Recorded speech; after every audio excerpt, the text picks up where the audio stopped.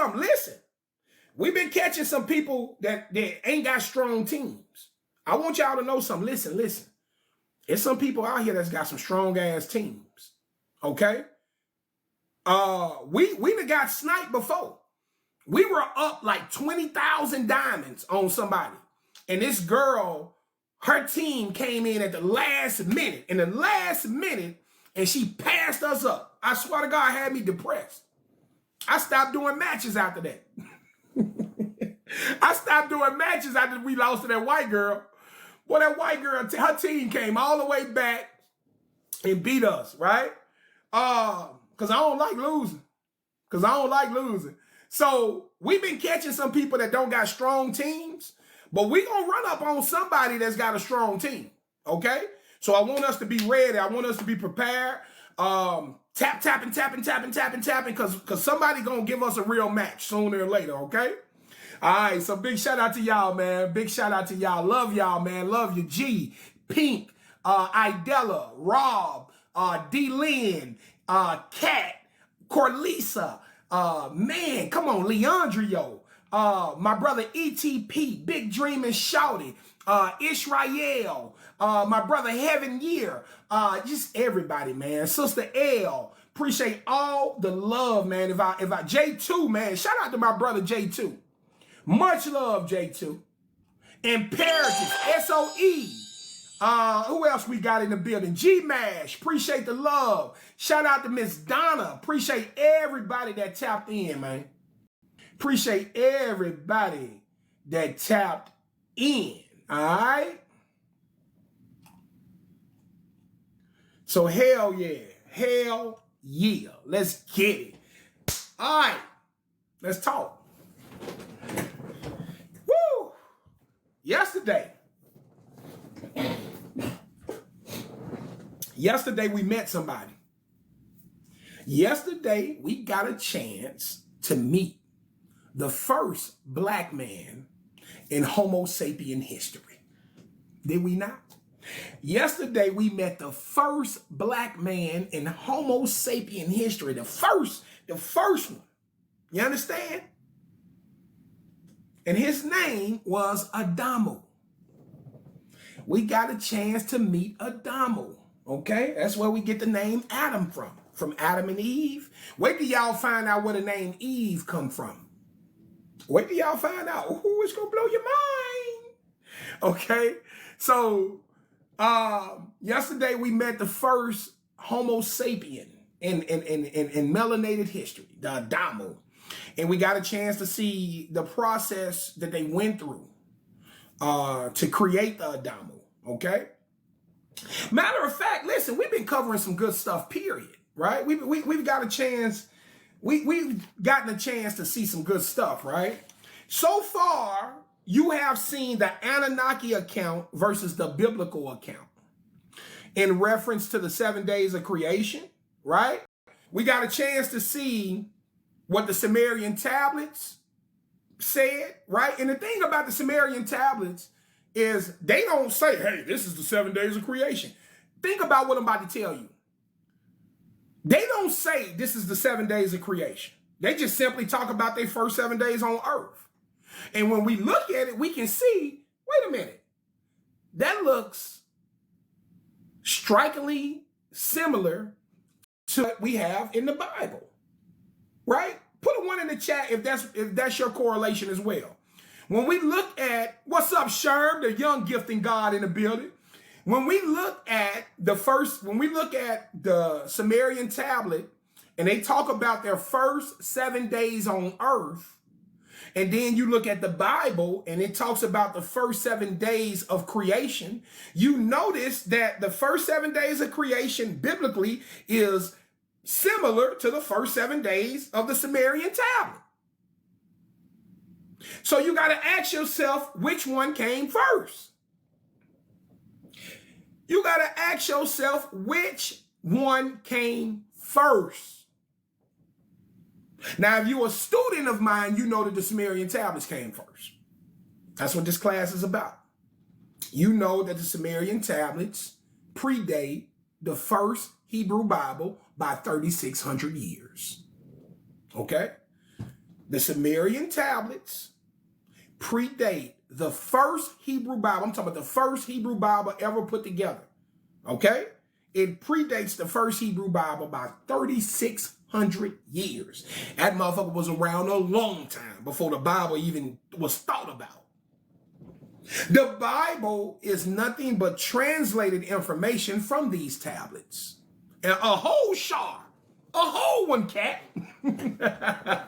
So these tablets, the Bible is nothing more than the translated information from these tablets. Now, what you got to understand is how many times this information was translated over a 3,600 year period. You got to ask yourself, how much information can get diluted over 3,600 years? You think that you getting the same story from the tablets 3,600 years later in the Bible? No, you getting a diluted version, a heavily diluted version. Okay? So you were able to see this. You were able to see the comparison of the Anunnaki's first 7 days on earth in comparison to what the Bible gives us as the first 7 days of creation.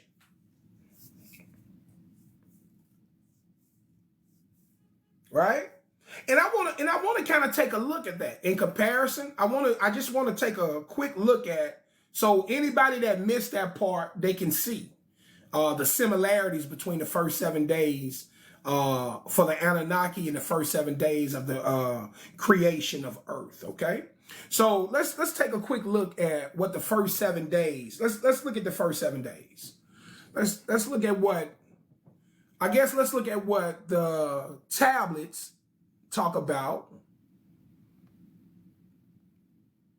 right? When in regards to the first 7 days. All right.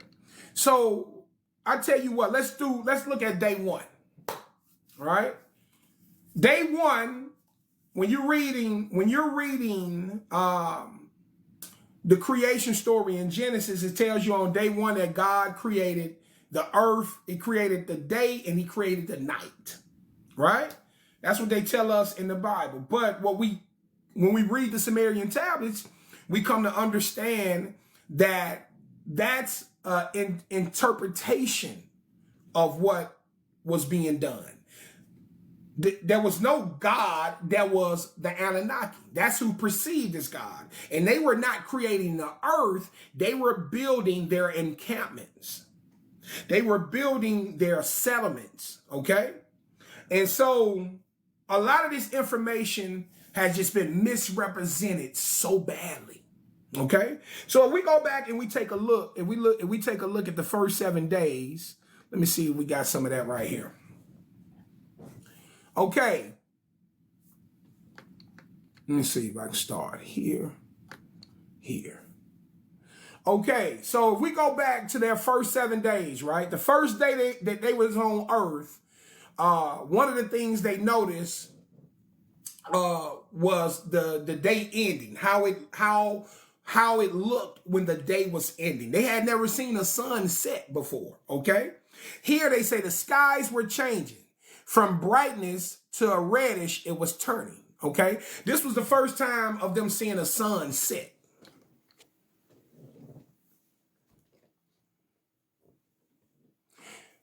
Before the eyes was turning, the sun as a red ball on the horizon was disappearing, okay? So they're explaining what it looked like to see the sun set. They had never seen something like this before.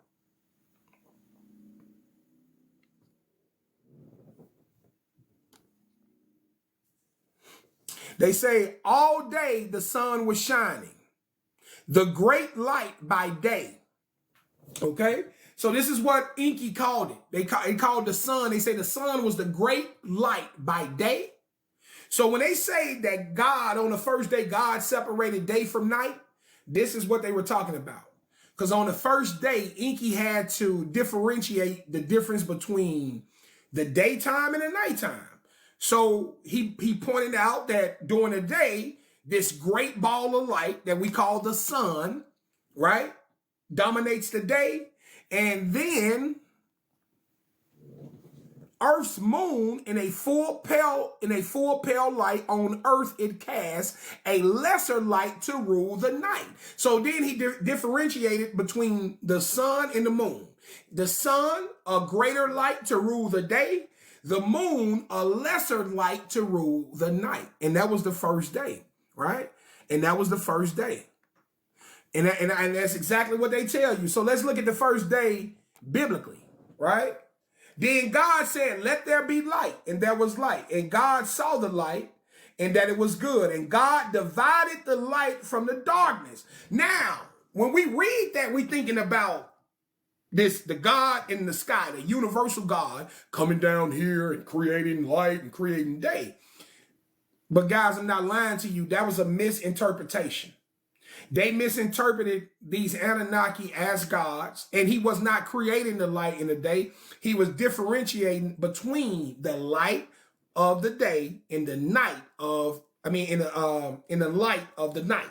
Okay, so that's all that was going on. It was the differences between day and night that Enki was differentiating. Okay, then there's the second day, right? Now this is the big kicker. The second day is the big kicker because you got everybody running around here. Watch this. Let me tell you how crazy this is. You got everybody running around here talking about the firmament. We live under a firmament. We live under a dome. Now, I want y'all to understand something. This whole idea of us living under a firmament is based out of what we get from the Bible. We've already proven that the Bible is not totally truthful or it's not totally accurate. This is something we've already been able to prove, okay? So think about that. This is why I tell y'all, this is why I say you got to watch who you're learning from. Because if you're not learning from somebody who has went to the beginning of humanity, then you're going to be learning the wrong set of ideas, right? So watch this. You got the whole world talking about a firmament. Right? That God created a firmament in the midst of the waters. Well, let's go back and let's read what the Sumerian tablets say about their second day on earth. Let's go see. Let's see what they say about their second day on earth.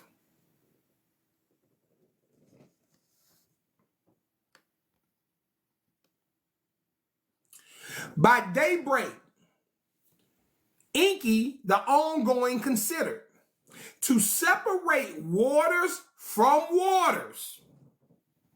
This is the second day. On the second day, Enki considered to separate waters from waters. You understand? This is Enki, y'all. You know, they call him God in your Bible, but this is Enki. On the second day, he's thinking about separating waters from waters. But why would he be doing that? Because if you came to class, you would know that they had to separate the good drinking water from the not good drinking water. That's what the separation of waters was, not the waters above. And wait till you get the truth. He had to separate the sea water because when they landed here, they landed in the Persian Gulf, which is an ocean, which is a salt water base. Okay. And that salt water came inland to the marshes, okay? So they realized they could not drink from the marsh water because the marsh water had the salt in it. It wasn't good for drinking. So they had to separate the marsh waters from some other waters that they found that was good for drinking. This was the separation of the waters. Let's keep going. The marshlands Enki then contemplating, okay? The abundance of rain waters he weighed. The abundance of rain waters. So when they talk about separating the waters of the heavens above from the waters below, they was talking about the rain water. That's the water that came from above. That's the rain water. That's the water from the heavens. That's another thing. Think about that. People believe in a place called heaven because these people use the term heavens to describe the sky. So primitive earthlings think that heaven is in the sky. The heavens are the sky, period. Period. So the marshlands Enki then contemplated, the abundance of rain waters he weighed. So watch this. In Biblia Blue, he placed in the charge of the marshlands to mark out the thicket of reeds he directed them. So he's telling the guys to clear out a space in the marshland, all right? In Dimdu, I can't never pronounce that dude's name. In Kimdu, in charge of ditch and dike, he placed a boundary for the marshes to fashion, for the waters that from the heaven rain. Did y'all hear that?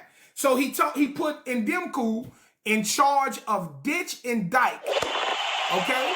A boundary for the marshes to fashion. So he said, build a boundary in the marshes. For the waters that from heaven rain, a gathering place to make. He said, build a boundary. Build a place where we can gather the rain waters. Those are the waters from the heaven above. Don't they come out the sky? Don't rain water come out the sky? So he told in Kimdu to build a boundary in the water so they can collect the rainwater. He told him to build a ditch and dike so they can separate this rainwater from the marsh water.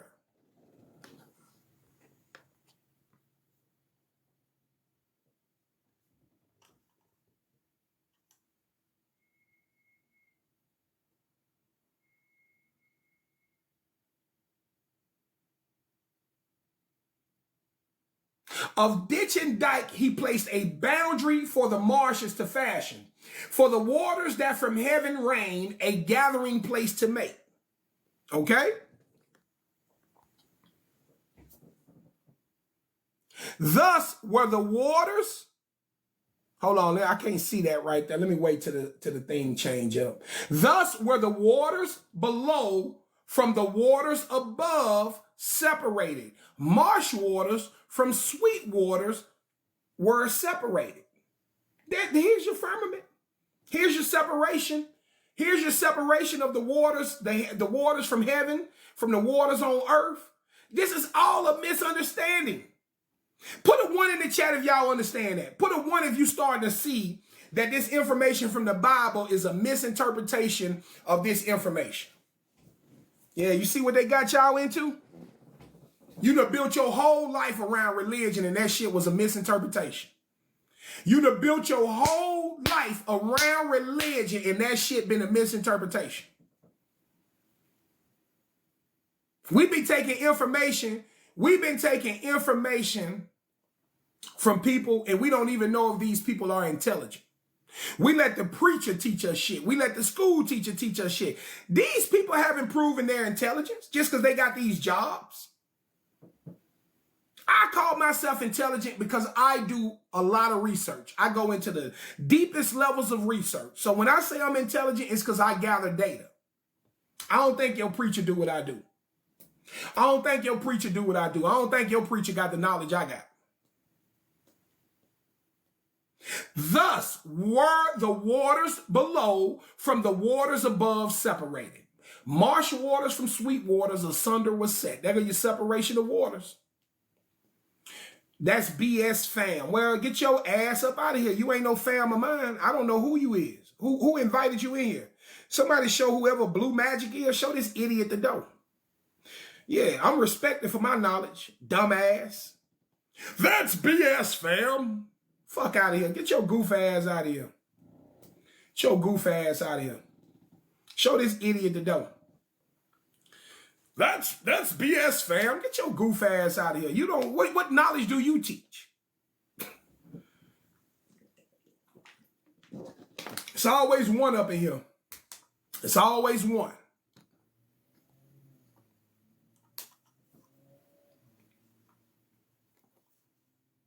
You know why they do that? Because it's like, I got to hold on to what I know. All I know is what church gave me. All I know is what they told me about the Bible. I got to hold on to that tight. I can't let you take that away from me. Well, look, hold on to it, homie. Keep it tight. You still an idiot. You still an idiot. You still believe in dumb shit. The truth is the truth. All right. And it was evening, and it was morning, the second day on earth. That was the second day. Enki said, let's build a ditch and dike system in the marshes to separate the waters from the heavens, the water they were collecting from the heavens, from the waters on the earth. Let's separate those waters that we can drink from the waters that we cannot drink. Now let's read what the Bible said about the second day. Let's look at the Bible. What the Bible say? God said, let there be a firmament in the midst of the waters. Do that sound familiar? God said, there go Enki said, let there be a firmament. Let there be a ditch and dike system in the midst of the waters. Let it divide the marsh waters from the waters above. Huh? Where we at? Let it be a firmament in the midst. Let it be a ditch and dike system in the midst of the marshland waters. Let it separate the marshland waters from the waters above, which are the heaven, is the rainwater. They were collecting rainwater to drink. So let me show y'all how you can prove me wrong. Let me show you how you can prove me wrong. If you want to prove me wrong, go find the firmament. Go find the firmament. Go find a video of it. Find me a video proof of the actual firmament. I want to see it. Go get it. Don't bring me no video with no dude talking about this is some sky ice. They say this come from the ice wall, and the ice wall goes above the earth and all that dumb shit. Boy, miss me. Because we got asteroids hitting this goddamn planet every day. So y'all got to make up your damn mind. Is your firmament over the earth, or is it over the whole goddamn universe? Because if it's a firmament above the earth, how the fuck is asteroids making their way to the earth? Now you're going to say that asteroids ain't hitting the earth? Well, how the fuck we get the Yucatan Peninsula? How we get the Chicxulub crater, right? Y'all don't know about all these places? You got asteroids that landed all over Earth. You got big old ass lakes and you got lakes and shit, huge lakes that's been created from asteroids smashing into the Earth. So I'm sorry, gang. I'm sorry I got to take the firmament away from everybody. Didn't I tell y'all this season? Didn't I tell y'all this semester was going to be some new information? Didn't I tell y'all we was going to get some new insight? We was going to get some new perspective in this fourth semester? No firmament. No firmament. No firmament, homie.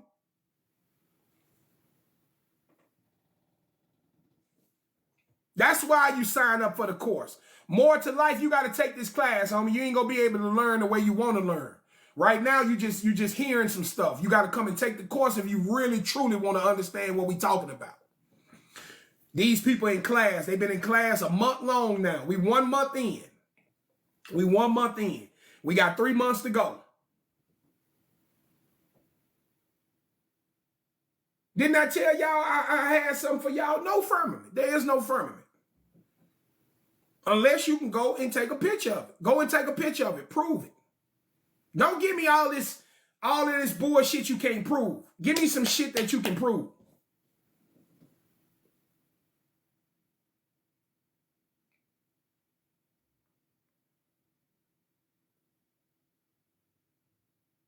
So we got to see that. So we got to see the comparison of the Anunnaki's first 7 days on earth in comparison to the Bible's first 7 days of creation. Remarkably similar. Why?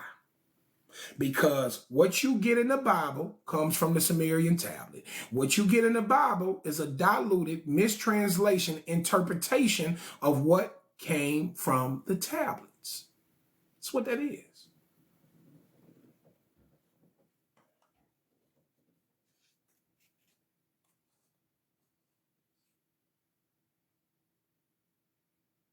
The Bible is telling the same story, but with inaccuracies.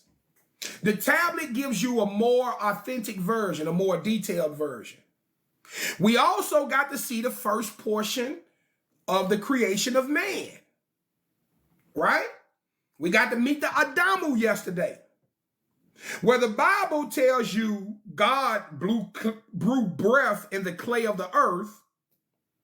Nothing else, no description of the man, no purpose for the man.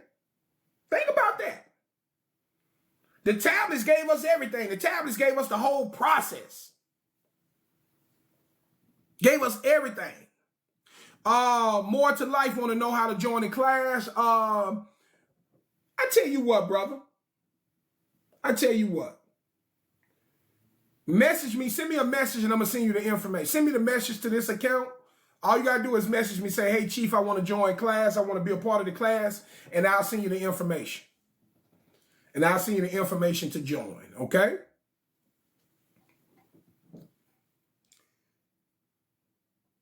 So you got a chance to see what it was, what the first man, creating the first man was like, right? And we got to see, we got all kind of explanation from the tablets. How much explanation did the Bible give you about the first man? Let me ask you that. How much explanation did the Bible give you about the first man? What did they tell you about him? Huh? How much explanation did that Bible tell you about that first man?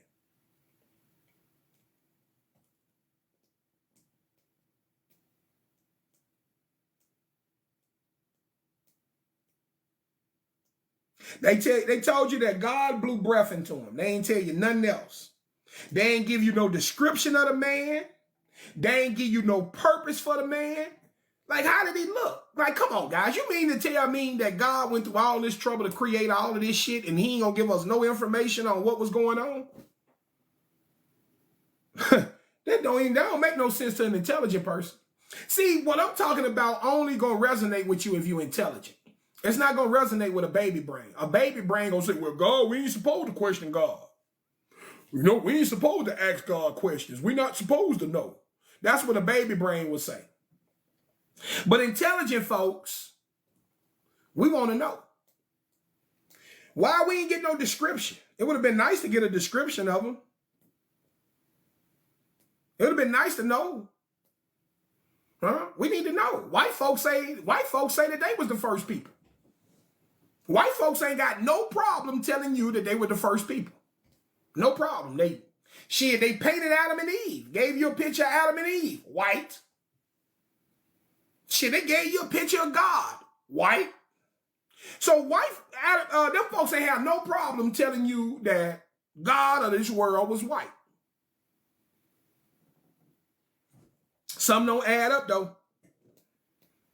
Right? So the Bible gave you no description, no purpose. But then folks say, oh, his purpose was to be fruitful and multiply. Well, that don't add up either. Because let's look at that. Right? Let's look at the Bible's version. Right? Let's look at the Bible's version of Adam and Eve. Right? Man and woman, one man, one woman. So these two people, right? If we to believe what the Bible say, these two people had sex, had a child. But don't you we hear about Cain and Abel, but then who Cain and Abel gonna have the sex? Who Cain and Abel gonna have sex with to keep humanity going? Who Cain and Abel having sex with to keep humanity going? If you have sex, if they had daughters, if you have sex with a daughter that's got the same mom and dad as you, you're gonna have a retarded child. Your child gonna be affected by retardation. So can you build a society like that? Can you build a civilization? Can you build a civilization? Can you build a civilization off of incest?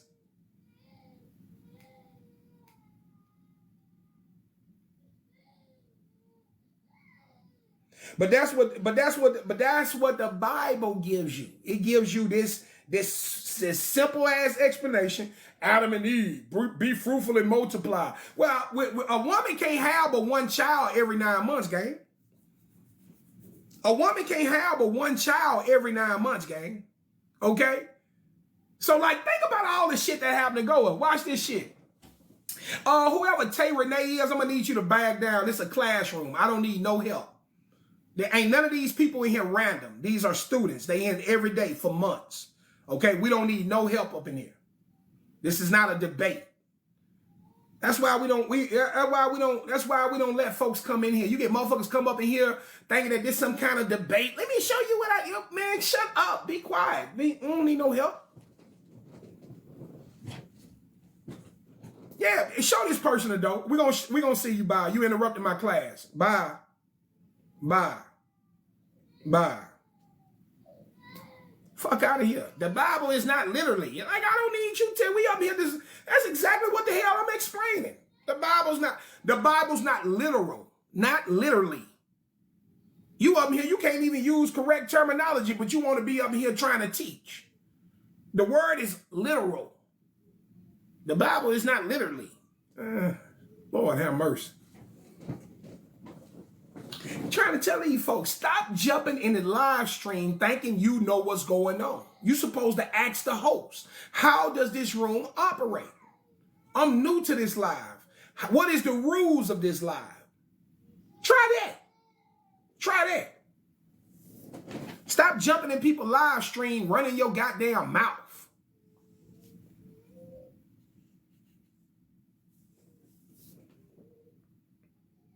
What I'm telling y'all, none of that shit makes sense.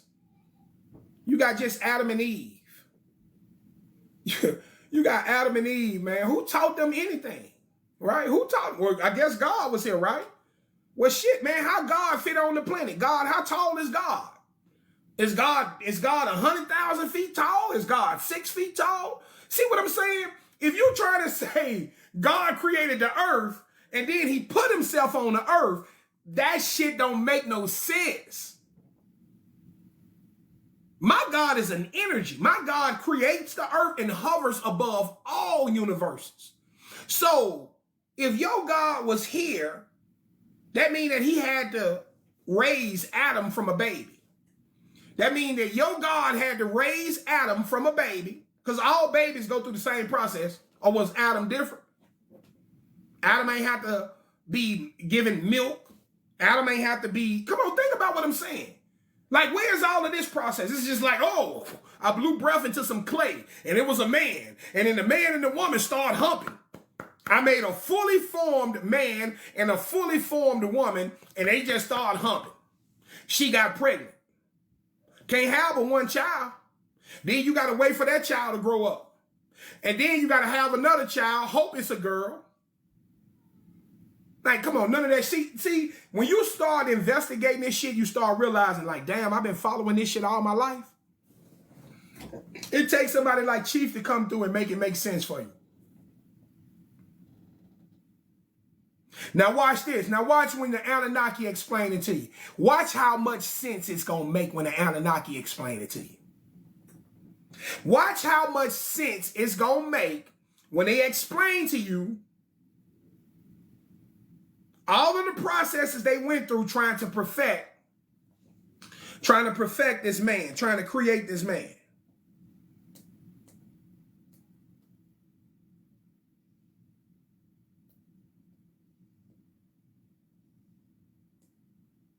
The tablets show us a much more sensible scenario.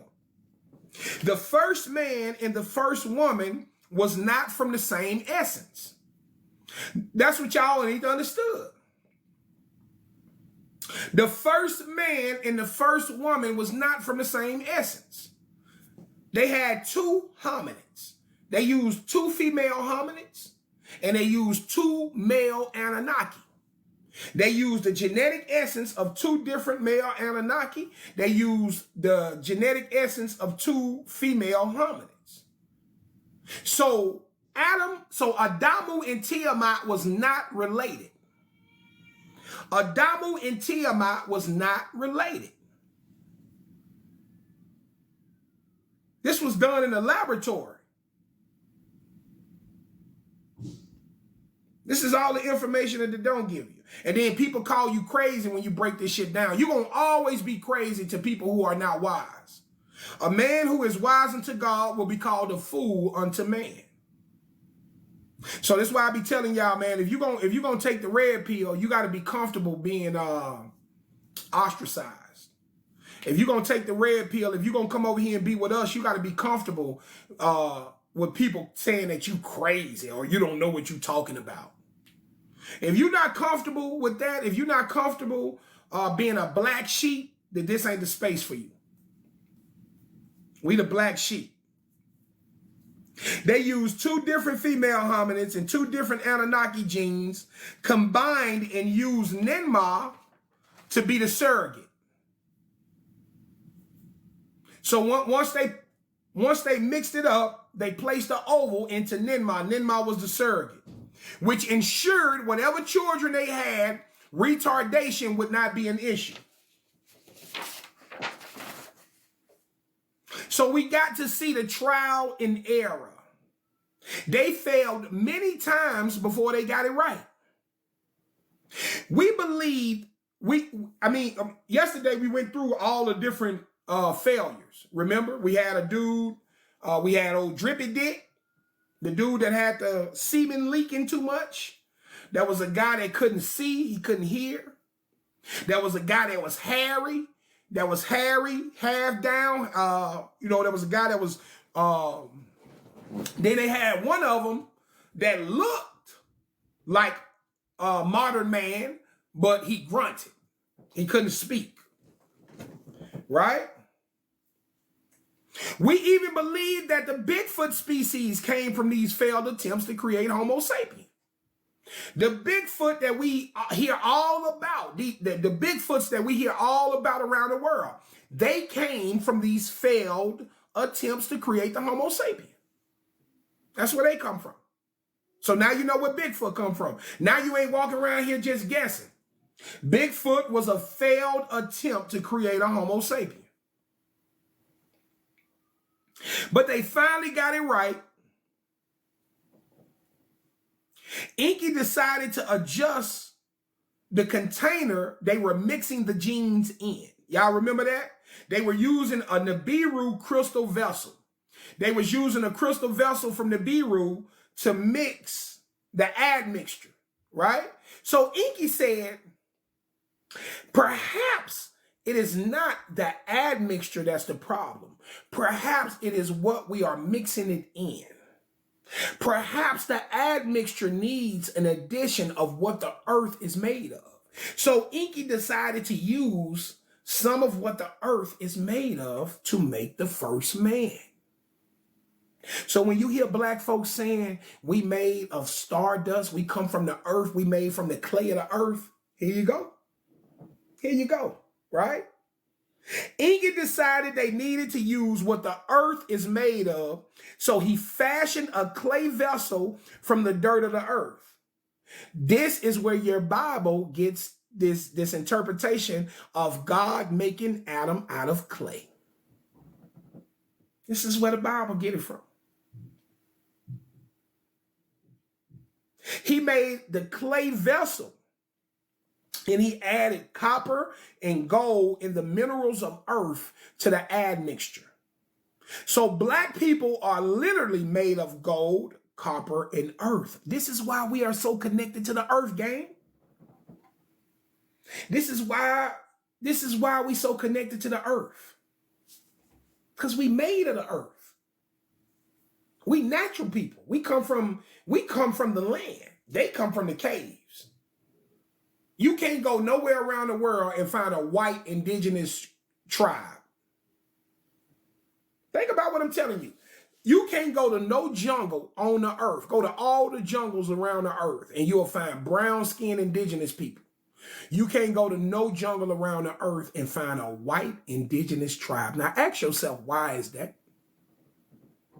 Why can't I find a white indigenous tribe living in the woods? Because see, when you see these tribal people, guys, these are remnants of our past. These are remnants of past ancestors. And these people never lived in civilization. Okay? So they chose to live, you know, in the woods. They didn't live in civilization. So those are the natural people of the land. All of the people you see in the jungles around the world, those are the natural people of the land. It's the reason why you don't find those other people naturally on the land. They were not made from gold and copper. They were not made from the dirt of the earth. Their genetic alteration called for something else.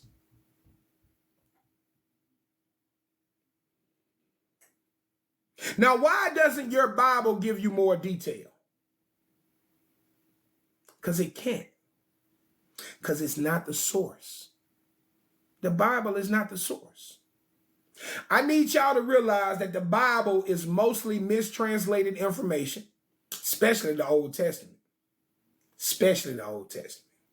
So today, we are about to meet the first melanated woman in Homo sapien history. Yesterday, you met the Adamu.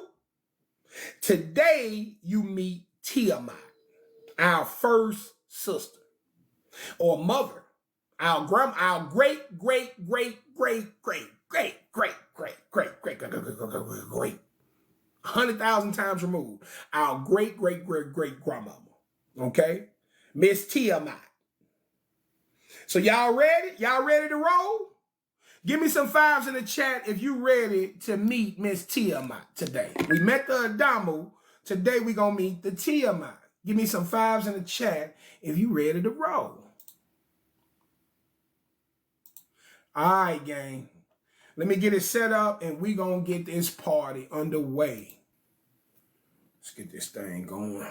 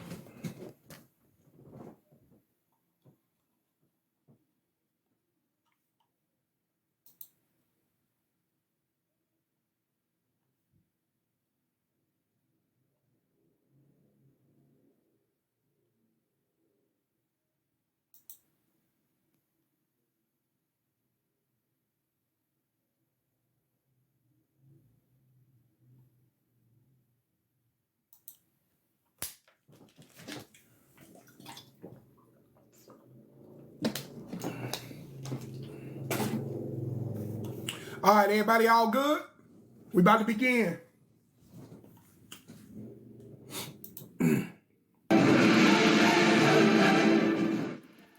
Now, this is the account of how Adamu by name was called. Okay? His name Adamu. They're gonna explain to you about Adamu. Well, we already did Adamu, and how Tiamat as a counterpart for him was fashioned. Okay? And how Tiamat as a counterpart female for him was fashioned.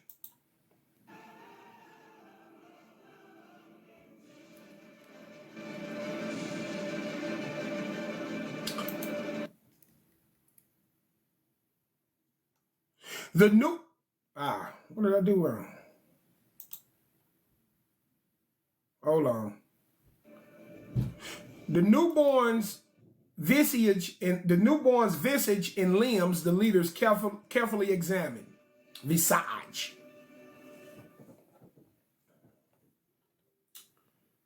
I'm having some trouble with that. Of good shape were his ears, his eyes were not clogged. Okay, so they're doing the same shit you'll do. You get a newborn, you check the ears, check the eyes, make sure everything all good. Of good shape were his ears, his eyes were not clogged. His limbs were proper. Hind parts like legs, fore parts like hands were shaped. Shaggy like the wild ones, he was not. Dark black his head hair was. Smooth was his skin. Smooth as the Anunnaki skin it was. Y'all ready? Y'all ready? They say we wasn't first. Y'all ready to hear who was first? Y'all ready to hear who was first? Smooth was his skin. Smooth as the Anunnaki skin it was. Like dark red blood was its color. Like the clay of the Absu was its hue. Now, when you hear that description, they just described to you what color he was. Now, if you are not of knowledge, you would think that they just said he was the color red. For people people who are knowledgeable, what color is blood inside of your body? What color is the blood when it's in your body?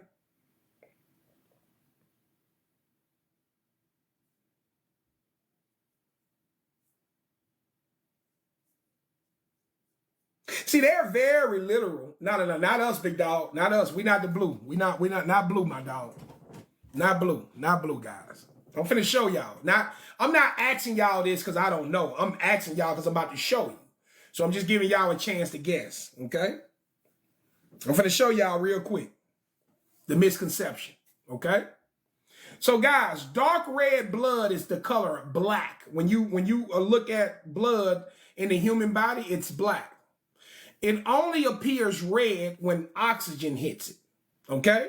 So when you get cut and blood comes out and oxygen hits it, that's when you get the red. That's as you get the red colorization from. So what we're going to do, a couple things right quick. I'm going to show you a couple things. First, I'm going to show you what dark red blood looks like. Actual dark red blood in a valve. And then I'm going to show you what Google described as somebody having the skin tone of dark red blood, okay? So first,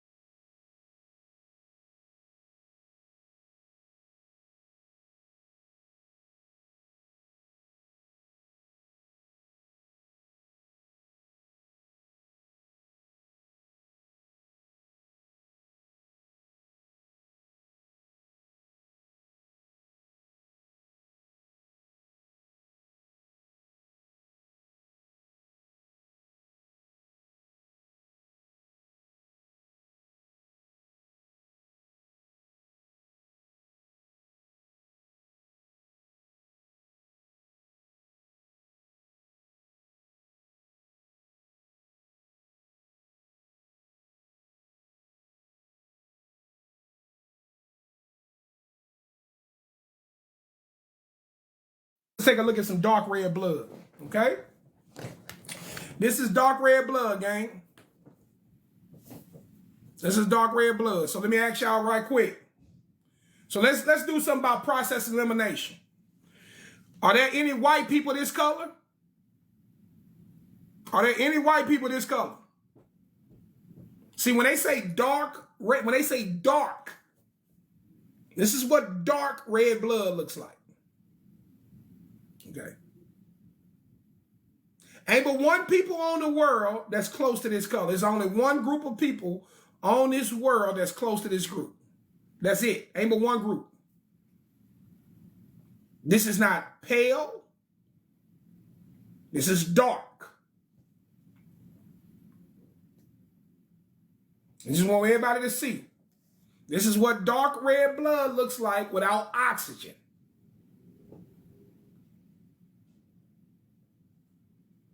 So they said like dark red blood was its color.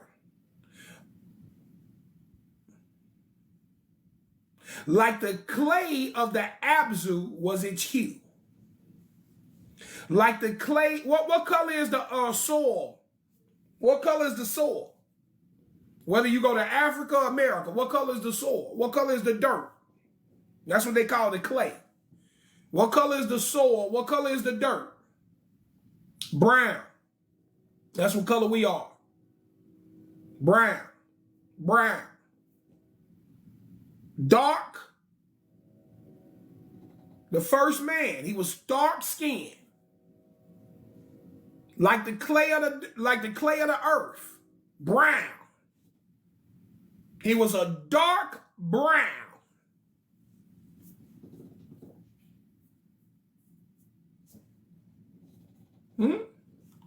Bible ain't tell y'all nothing about what the first man looked like.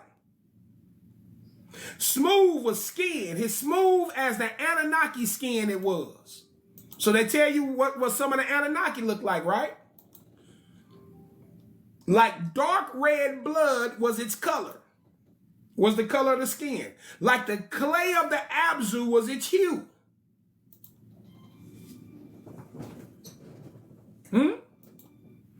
All right, so then let's go look at what Google got.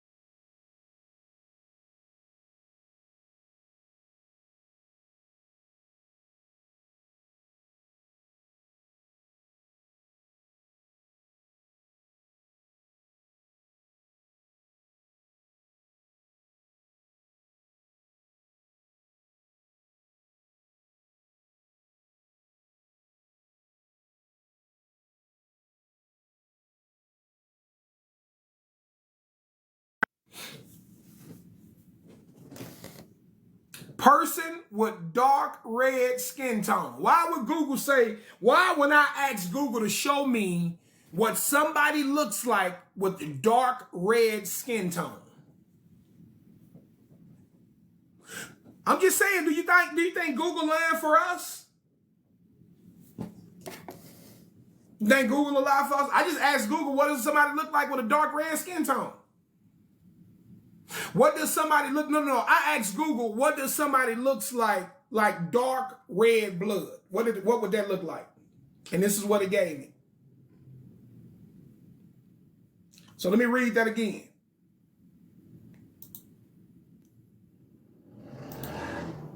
Like dark red blood was its color. Like the clay of the Abzu was its hue. There you go. That's your proof. Now you know that the first man, that the first Homo sapien was us. You ain't got to guess that no more. You ain't got to guess no more. It was us. It was us. Okay? They looked at his malehood. Yeah, here we go. Listen. I hope everybody listening, whoever missing this class today, bro, that if you ain't took my class previously and you missing today, I don't know what to tell you. I don't know what to tell you. Hopefully you'll be able to go to the YouTube. Listen up. So they still examining. Exactly. It's a reason heaven year. Yeah, heaven year. The reason y'all see the Pope worshiping black people because that's Yeshua's bloodline. That's Yeshua's real bloodline. His family still lives. The dude that everybody called Jesus, his name was Yeshua. And his family still lives. So when you see the Pope kissing that woman's feet, that's his great-great-great-great-grandniece or granddaughter or something like that. She is from his direct lineage. That's who that is. They're going to tell you something else, but that's the truth. So they're still examining the Adamu. That's what's going on right now. The Adamu is being examined the same way you examine a baby when the baby is first born. Because the Adamu is a baby. He ain't no fully grown man. All right, here we go. Listen up. They looked at his malehood, his penis. Odd it was shaped. By a skin was its four parts surrounded.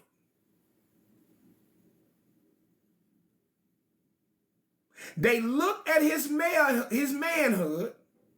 Odd was its shape. By a skin was its four parts surrounded. What are they explaining? What that sound like to y'all? Unlike that of Anunnaki malehood, it was. A skin from its forepart was hanging. What that sound like to y'all? What that sound like to y'all?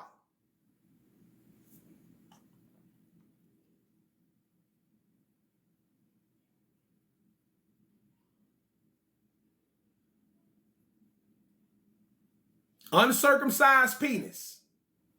Uncircumcised penis. Okay, so watch this. Let me show y'all something about that. Hold on, watch this shit. The Anunnaki was circumcised. The Anunnaki, that was a part of their circumcision, was a part of their societal rights. Okay, that was a part of their societal rights, circumcision. So listen to what they say. Listen to what they say. Odd was its shape. By a skin was it surrounded. Unlike that of Anunnaki malehood, it was. So the Anunnaki was circumcised. The first man was not. Right? Right? Watch this.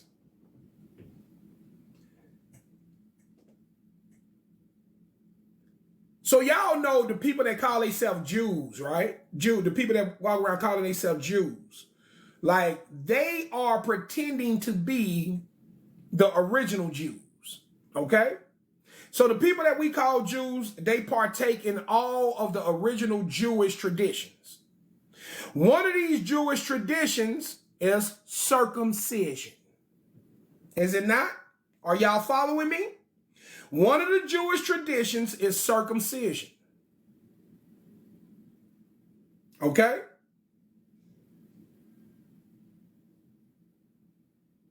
Now, the Jews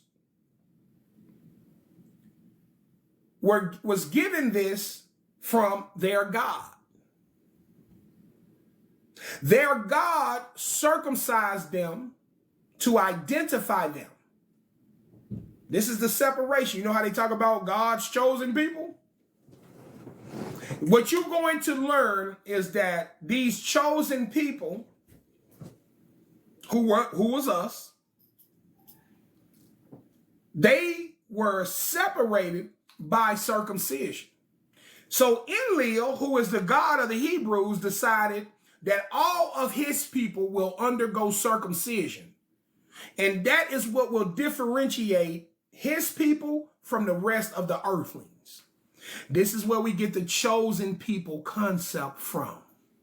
Now that's coming up later.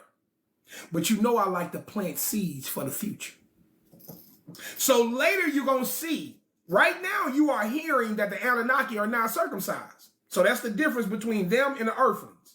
So for a long time, they're going to use that to differentiate. They're going to say, you know, that's the difference in us. We circumcised, they not.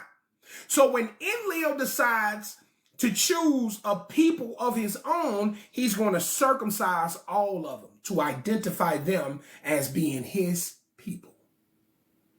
And that's where the practice of circumcision comes from. But you will get there. We'll get there. I'm just planting seeds from now.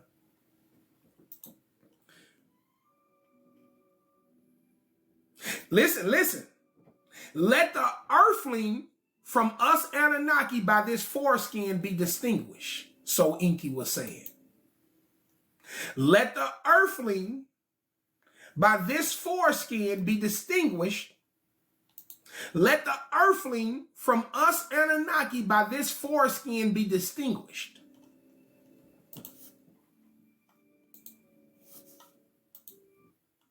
So he's telling you right there, that's the difference. That's how you're going to tell the difference. Oh, but hey, it's just a seed, my love, because later we're going to see it unfold. You're going to see it unfold. We still in the beginning, guys. We still in the infancy. We still in the infancy. Y'all ain't seen shit yet. You seeing the real story, guys. If you wanted to know how this shit really worked, how did we come to be who we are today? How did Africa start? How did the world start? How did America start? How did people start? It's the real truth, not that shit they gave you in church. It's the real one. You wanted to see it. So you getting it. So they say, let that be the difference between us and the earthlings. The earthlings all is walking around with that hood on. The earthlings all had turtlenecks. All right, the earthlings all had the penis turtleneck. Okay? That's how they distinguish the difference. And so when Enlil decided to choose his own people, he said, I'm going to take a group of earthlings and I'm going to chop that tip of that penis off so we can identify my people from the rest of the earthlings. Put a 1 in the chat if y'all understand that. He wanted to differentiate his people from the rest of the earthlings, so he chopped the tip of that penis off. That's coming up. That's down the line. The newborn began to cry. To her chest, Ninmah closely drew him. Her breast she gave to him to suckle. Now, see, look at this. Check this out. All them other hybrids that they made, they were given to the hominid to nurse. But Ninmah, this one right here looks like them. This one right here is a real human. So Ninmah say, nah, I'm gonna let this one feed on my titty. This is gonna be my son. Okay? Oh, Ninmah finna turn into a mama real quick. Ninmah a real mama. Watch, you gonna see. Perfection we attained, Ningazita with elation was saying. Enki and his sister was gazing. A mother and son, not Ninmah in a being he was seeing. Okay? So Enki is saying that when he looked over at Ninmah and the baby, he didn't see Ninmah in some being. He says, I saw a mother and a son. Okay? What name will you give him? Enki inquired. He asked Ninmah, what name will you give him? She replied, a being he is, not a creature. Ninmah cast her hand upon the newborn's body. With her fingers, she caressed his dark skin. With her fingers, she caressed his dark skin. Come on, man. One time for the melanated family, baby. One time. I told these folk we were first. They get mad, boy. They get so mad when they hear that shit. They think they overpowered us. Y'all out here got the white man thinking the white man never overpowered us, guys. Never. Never. Okay? You need to understand what happened.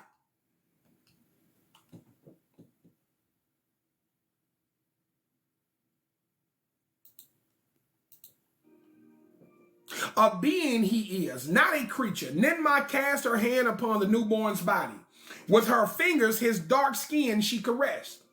Adamu, I shall call him, Ninmah was saying. One who is like earth's clay. That will be his name. So that's what the name Adamu means. One who is like earth's clay. I can go outside and get a pile of dirt right now and put it up to my face and you wouldn't be able to tell the difference. But if a white man go outside and get a pile of dirt and he put it up to his face, you would clearly see that he ain't nothing like that clay of the earth. I told y'all, I ain't trying to be mean. I'm just being authentic.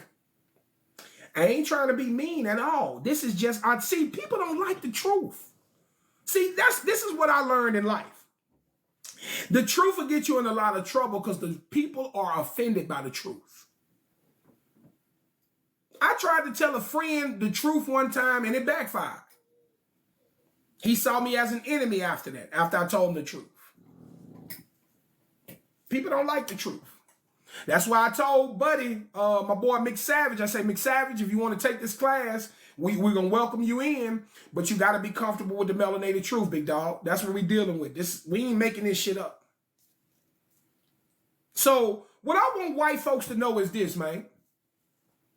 We ain't never come to y'all and say, bow down and kiss our feet. That ain't what we're saying. We're saying, man, have some respect for who we are. Have some respect for our history.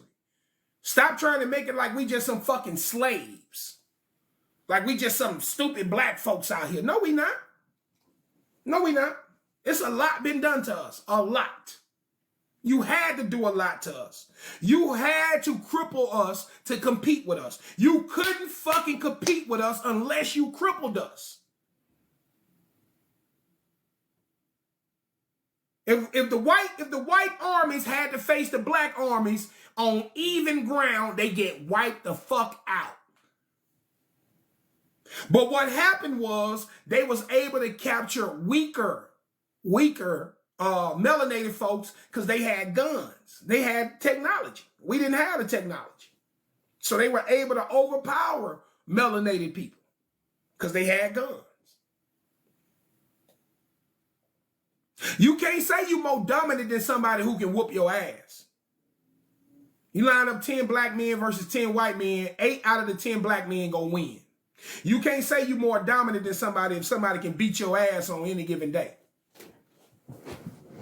I'm just being real. Adamu I shall call him, Ninmah was saying, one who like earth's clay is. That will be his name.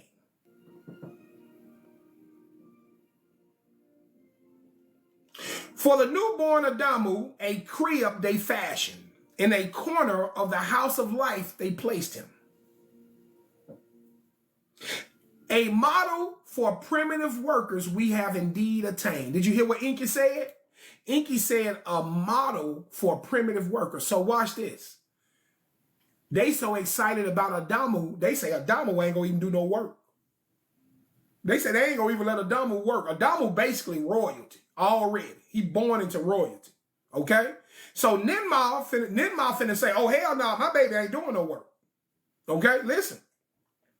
A model for primitive workers we have indeed attained. Enki was saying, now a host of workers like him are needed. Your Bible said it was just Adam and Eve. Enki and them said, now which one makes more sense? The idea that we built a whole fucking civilization from 2 people, or the idea that we need more? Enki said, now a host of workers like him are needed, meaning we got to produce more of these Adamus.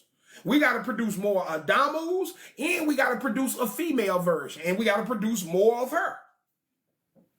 Which one make more sense? That you built a whole fucking civilization from 2 people, or that you built a whole civilization from a multitude of people? See, you can build civilization if you got 10 Adamus and you got 10 TIAMAATs. You ain't building no fucking civilization off of no just 2. You ain't doing that off of just 2. Which one make more sense to you? If the Bible make more sense to you, leave now. Ain't no way. That shit didn't make no sense. Now a host of workers like him are needed. Ningazita reminded his elders, a model indeed he shall be. As for himself, like a firstling, he shall be treated. He shall be a model, or he's going to be the model for the worst of the primitive workers. He's going to be the one to teach all the other primitive workers. They say, as for himself, like a firstling, he shall be treated. Do y'all know what a firstling is? What they mean when they say like a firstling? They talk about like a firstborn. So you know on the Biru, if you were firstborn, then you are the heir to the throne. So they say like a firstling, he shall be treated. Adamo gonna be treated good. Adamo ain't gonna have to do no work. He gonna have to teach all the other dudes how to do the work. Listen, from toil, he himself shall be protected. His essence alone as a mold shall be from toil, that's work. From the work, he himself shall be protected.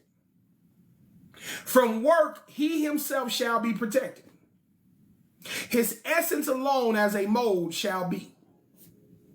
So was Enki saying. By his decree, Ninmah was greatly pleased. All right? So Ninmah was happy because she wasn't finna let her baby do no work. Adamu, her baby. She don't even give a damn about whatever hominid blood he got. I don't give a damn. This is my baby. Okay? Whose wombs henceforth the fertilized ovals shall carry, Ningazita was asking. The leaders the matters pondered.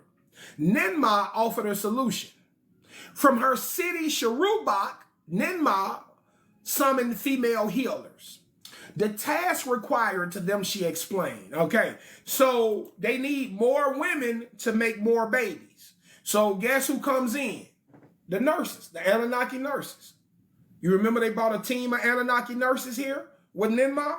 So she gonna ask her nurses to take on this responsibility. Okay? To the crib of Adamu, she led them to perceive the newborn earthling. To perform the task is not a commandment, Ninmah was saying to them. Your own wish is your decision. Okay, so they let you know how fair she is. I want y'all paying attention to their characteristics. I mean, to their, I want y'all paying attention to their personalities. Okay? We already know Enki's a cool cat. But y'all see Ninmah is pretty cool and pretty even keeled too, right? So Ninmah tells her nurses, she says, this is not a commandment. I'm not going to force you guys to do these pregnancies, right? She says, your own wish is the decision. So you make your own decision. If you want to help us, come and help us. If not, I respect your decision, okay? So she was very fair. Of the female Anunnaki assembled, 7 stepped forward, 7 accepted the task. You're going to keep seeing that number 7 come up. Right? Do y'all remember when they are about to take somebody to trial? They always use 7 who judge. Right? They mark the first 7 days on the earth.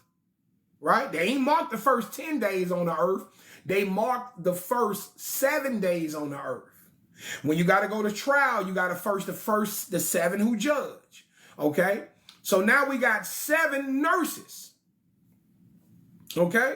So the number 7 keeps coming up. What if I told you this is where we get the connotation of the lucky number 7? This is why the number 7 was considered a special number. Okay? And this is where we get the connotations of 7 being the lucky number 7. Okay? Comes from them, from 7 having so much importance to them. Okay? Let their names for all time be remembered, Ninmah was saying to Enki. So he's just saying, let these nurses be remembered for all time for their sacrifice.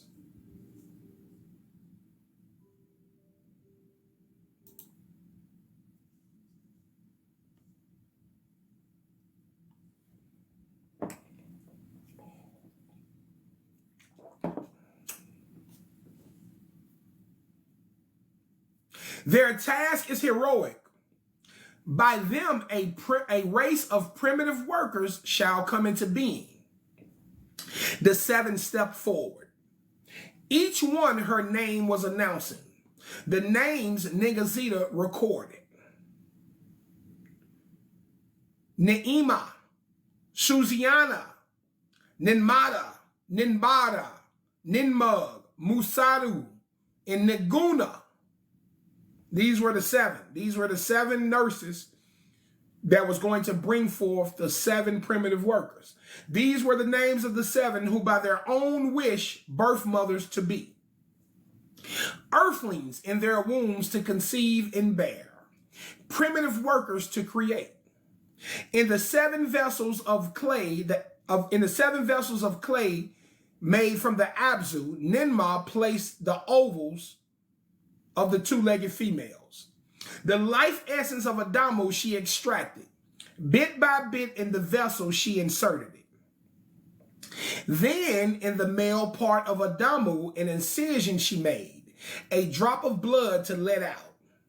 Let this a sign of life be, that flesh and soul have combined. Let it forever proclaim. She squeezed the male part for blood, one drop of blood in each vessel to the admixture she added. In the clay admixture, earthling with Anunnaki shall be bound. This Ninma was saying. An incantation she was pronouncing. To a unity shall the two essences, one of heaven, one of earth, together be brought. So listen to that. To a unity shall the two essences, one of heaven, one of earth, together be brought. Again, when they speak on heaven, they saying just from the skies, from the cosmos. One from the cosmos, one from earth, together be brought. That which is of the earth and that which is from the Biru by a blood kinship shall be bonded. So them our people, we kin to them. We not them, we our own version, but we related to them, okay? So was Ninma pronouncing her words. In the wombs of the birth-giving heroines, the fertilized ovals were inserted. There was conception. With anticipation. Somebody got the word typed up wrong. With anticipation was the allotted time counted. At the allotted time, birth givings were occurring. At the allotted time, 7 male earthlings were born. Their features were proper. Good sounds they were uttering. By the heroines they were suckled. 7 primitive workers have been created, Ningazita was saying. So we got 7 dudes. Now we got to get 7 women. Let the procedure be repeated. 7 more the toil to undertake. My son, to him Enki was saying, not even 7 by 7 shall be enough. Of heroin healers too much is required. Forever their task this way shall be. So Enki is saying, hey, we ain't gonna be able to keep doing it this way. This was good for the first 7. But we can't keep asking these women to keep having babies. That's a lot. That's very taxing on them. We can't do it this way, okay? So Enki, this is when Enki says, hey, we gotta create a female, and we gotta let the male and female procreate and let them be fruitful and multiply. So we ain't gotta keep having these women go through this process, okay? Yeah, gotta procreate.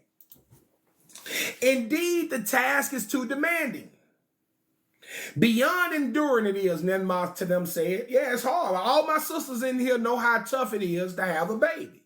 So we can't just be popping out babies and then turn right back around and get pregnant again and pop out another and keep doing that. At some point, your ass is going to be wore out. Okay? Female ones we have to fashion, Enki was saying, for male counterparts to be.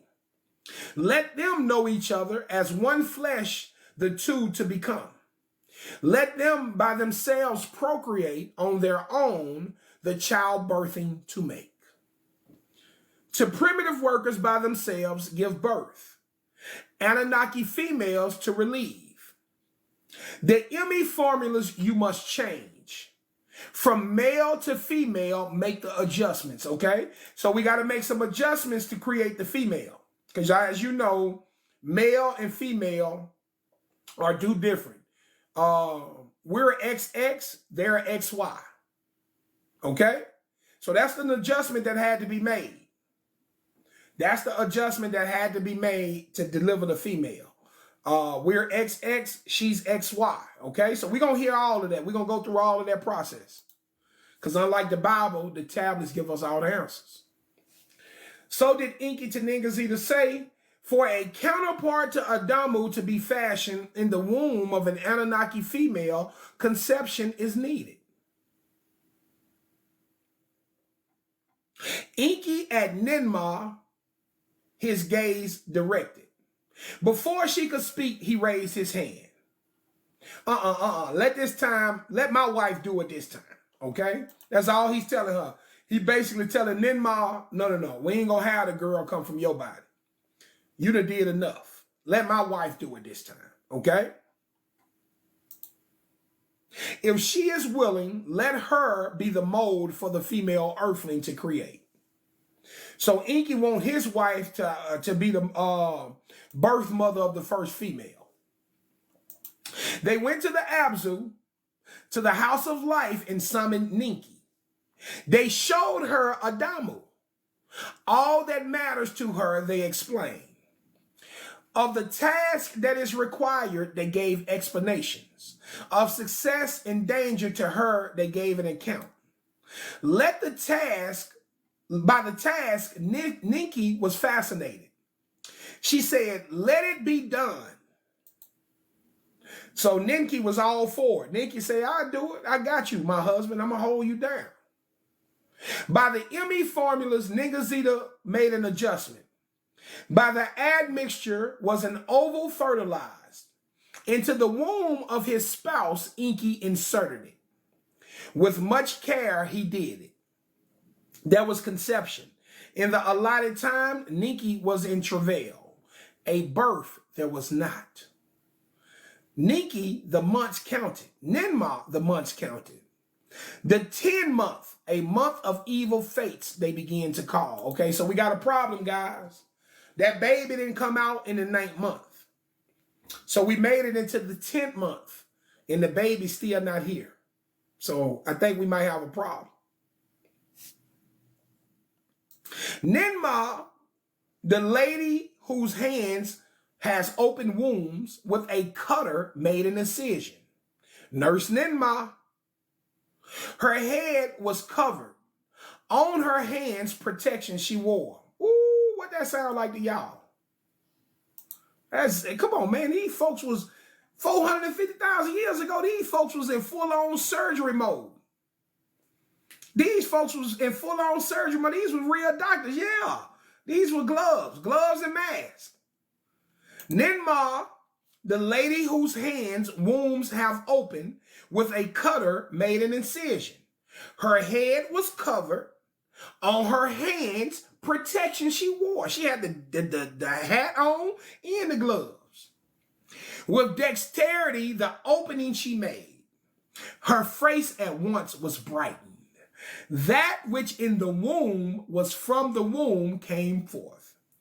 A female birth was given to Ninki. With joy she shouted. The newborn's visage and limbs they carefully examined. Of good shape were her ears. Her eyes were not clogged. Her limbs were proper. Hind part like legs, fore part like hands. Yeah, it was a circle. I mean a C-section, my brother. It was a C-section. Shaggy she was not. Listen to this. I want y'all to check this out. Shaggy she was not. Like beach sands was the hue of her head hair. Like beach sands. Okay? So if you're not familiar, that'll throw you off. You can say like B saying that's kind of blonde. That's kind of like a brownish blonde. Well, guess what, gang? Y'all don't know who the first blondes on the planet was? Y'all don't know that melanated people are the original blondes? Go do your research on the melanated people of Melanesia and of the Solomon Islands. Matter of fact, let me just show you.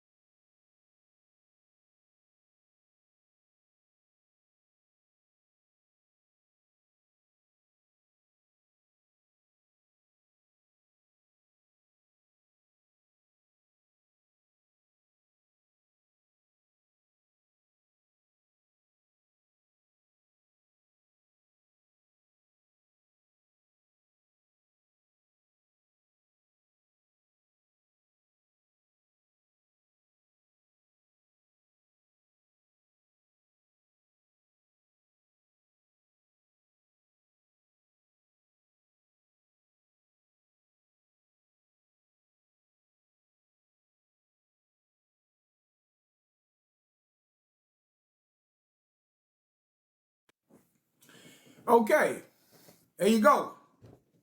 Y'all didn't know we was the original blondes? Yeah. Hey, man, Chief just trying to give y'all the accurate version of human history. I'm sorry. I'm out here, I'm going up against the world history. I'm going up against world history out this motherfucker. So, hey, what can I do? Yeah, and let me talk to you about this blonde hair right here. Before y'all say, oh, he must have had some white people in his family. Guess what?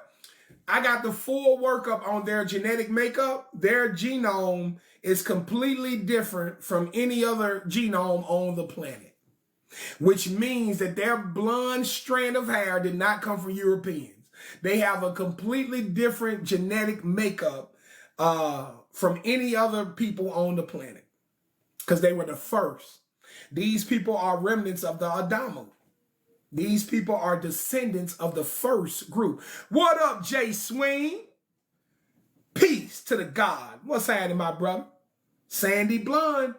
Okay? So if y'all didn't know, go check out our people in the Solomon Islands, man. Do some research. Or, I got the research on my page. If you go down far enough, you'll find this bill. You'll find me talking about these people. Okay? Shaggy, she was not. Like beach sands was the hue of her head hair. Like beach sands was the hue of her head hair. Her skin was smooth as that of the Anunnaki, and smoothness in color it was. Okay? Dark, like the Adamo. She slapped her hind part, proper sounds the newborn uttered.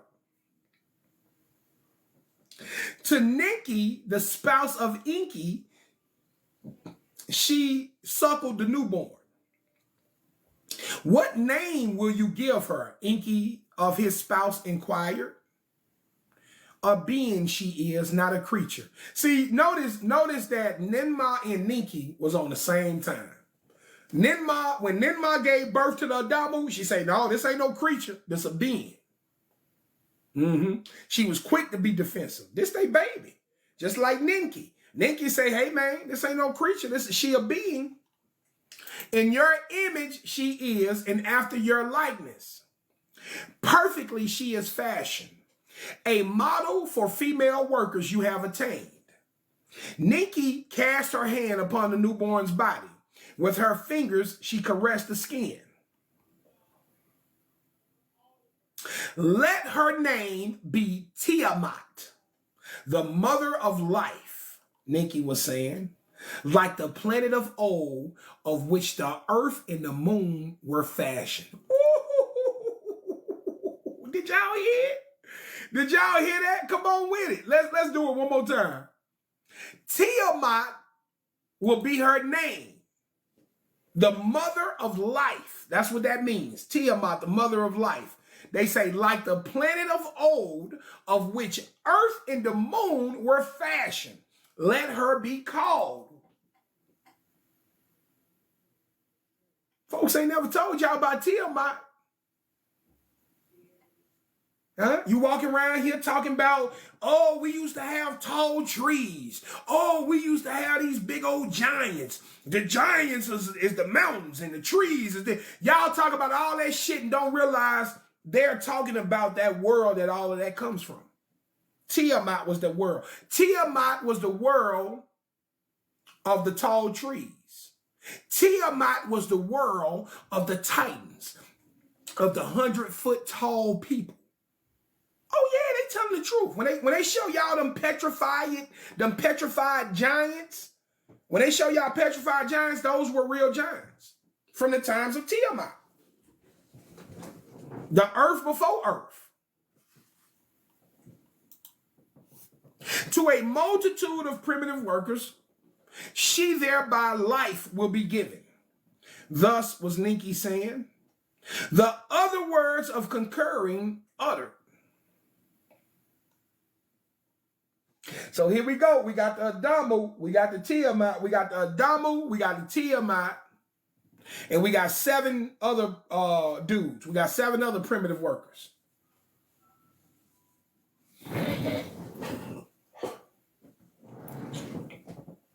Now, this is the account of Adamu and Tiamat in the Eden. Okay? So keep in mind, they were not born in the Eden. They were born in his laboratory in the Abzu.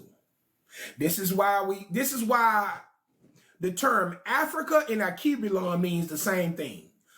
Motherland, birth of man. Okay? Africa means that, Akibulon means that. So either or. Either or. Both of them means birth of man, mother of man. Okay? So they were not born in the Eden. They were born in the Abzu. They were transported to the Eden. Okay? Now this is the account of Adamu and Tiamat in the Eden, and how they, knowing of procreation, were given, and to the Abzu expelled. Okay, here we go. Amen. Come on. Them folks gave y'all a bullshit story talking about the apple, Adam and Eve and the apple and all of that shit. Who want the truth? Who want the truth? That bullshit ass story they gave y'all got y'all running around this bitch clutching that book, thinking that that book some kind of book from God himself. Brother, that ain't no book from God himself.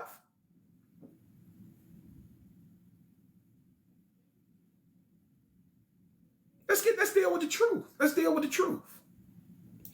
After Tiamat in the womb of Enki was fashioned, in 7 vessels of the clay of the Abzu, Ninmah made ovals of the 2-legged females. Ninmah, ovals of the 2-legged females placed. The life essence of Tiamat she extracted bit by bit in the vessel she inserted it. In the vessel of the clay of the Abzu, Ninmah formed the admixture. Incantations as the procedure befits she was uttering.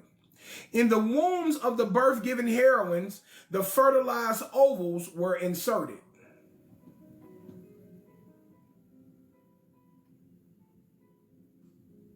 There was conception.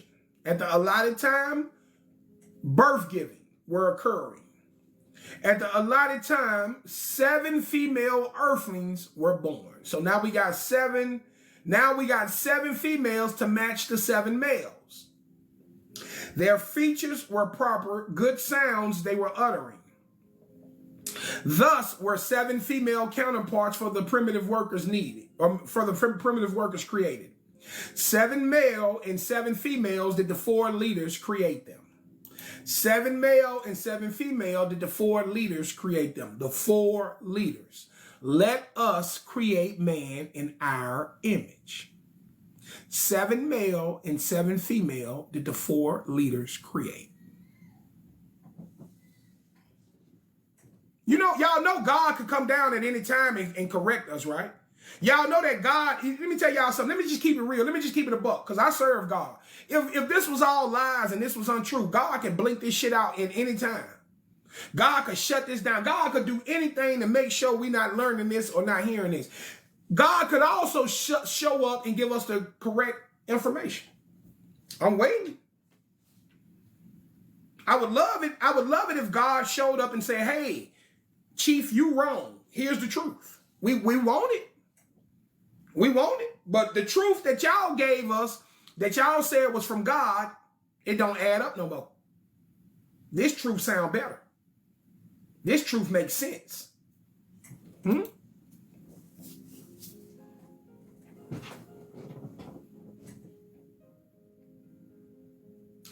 After the earthlings were thus created, let the males, the females inseminate. Let the primitive workers by themselves beget offspring. So Enki was saying to the others, after the allotted time, other offsprings will beget. Okay, so you gotta know that time is moving by. You know what I'm saying? Just like when we watch a movie, you get the baby. Now in the next scene, the baby's gonna be old enough to procreate. Okay, so we're not dealing with baby Adamo and baby Tiamat no more. Now they're of age. Now they 13, 14 years old. You know what I'm saying? They old enough to procreate. Plentiful will be the primitive workers' numbers. The toil of the Anunnaki they shall hear. Enki and Enki, Ninma and Ningazita were joyful. The fruits elixir they were drinking. Come on, now they have a drink and they pouring shots. Come on, now they pouring shots. They celebrating. Huh? They out here celebrating. They pouring shots. For the semen in 7 cages they made. Among the trees they placed them. Let them grow together. Malehoods and females attain. Let the males, the females inseminate. Let them by themselves beget offspring. So were they saying to each other. As for Adamu and Tiamat, from the toil of the excavation, they shall be protected. So the 7 and 7 got to work. Tiamat and Adamu, royalty. All right? Now listen. Let us bring them over to the Eden, to the Anunnaki to show, our handiwork to display. Okay? So they say, let us take them from the Abzu. Let's take them over to the Eden so we can show the other Anunnaki. So we can show them our handiwork. Okay? Because they want the Anunnaki to see the humans, the earthlings. Because they want the Anunnaki to cool down. They want them to know, hey man, help is on the way. I told y'all we was working on it. Okay, so here we go. This is what we've been working on. To Eridu in the Eden, Adamu and Tiamat were taken. And an abode in an enclosure for them was built. To roam therein they could. Okay, so they built them a home inside of the Eden. An abode in an enclosure for them was built. To roam therein they could. The Anunnaki of the Eden came to see them. From the landing place they came. Enlil came to see them. By the sight his displeasure was diminished. Ninurta came to see them. Ninlil did as well. From the way station on Mars, Marduk, the son of Enki, also came down to see them. It was a sight most astounding, a wonder of wonders it was to behold. So everybody came to see him, man. This was amazing. It's amazing. These folk then created a new version of being. They created a new version of a being. This is amazing, okay? It's like, if we did this today, and we was to create a new version of a being, you know what I mean? Which your government has already did. Your government already doing that shit. They been did that. They got a whole nother hybrid human race.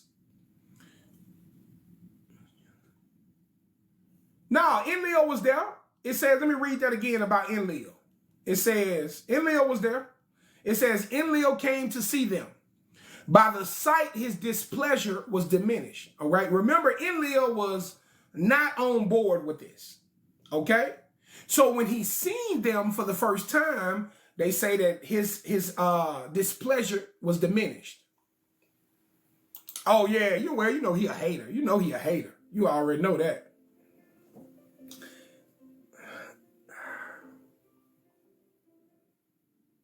So everybody came to see him. It was a sight most astounding. A wonder of wonders it was to behold. Your hands have made it, the Anunnaki fashioners were saying. Somebody show Jack Rowe the dough, guys. Whoever Jack Rowe is, show him the dough. That's a bot. The Igigi, who between Earth and Mars shuttled, were also agog. I ain't never got gifted by, I ain't never got a gift from a goddamn bot. I might should have let him stay in here. I ain't know that bot gifted me. God damn. All right, I might have to let the bots hang out. Shit. Primitive workers have been fashioned. Our days of toil to end, they were all saying. Okay?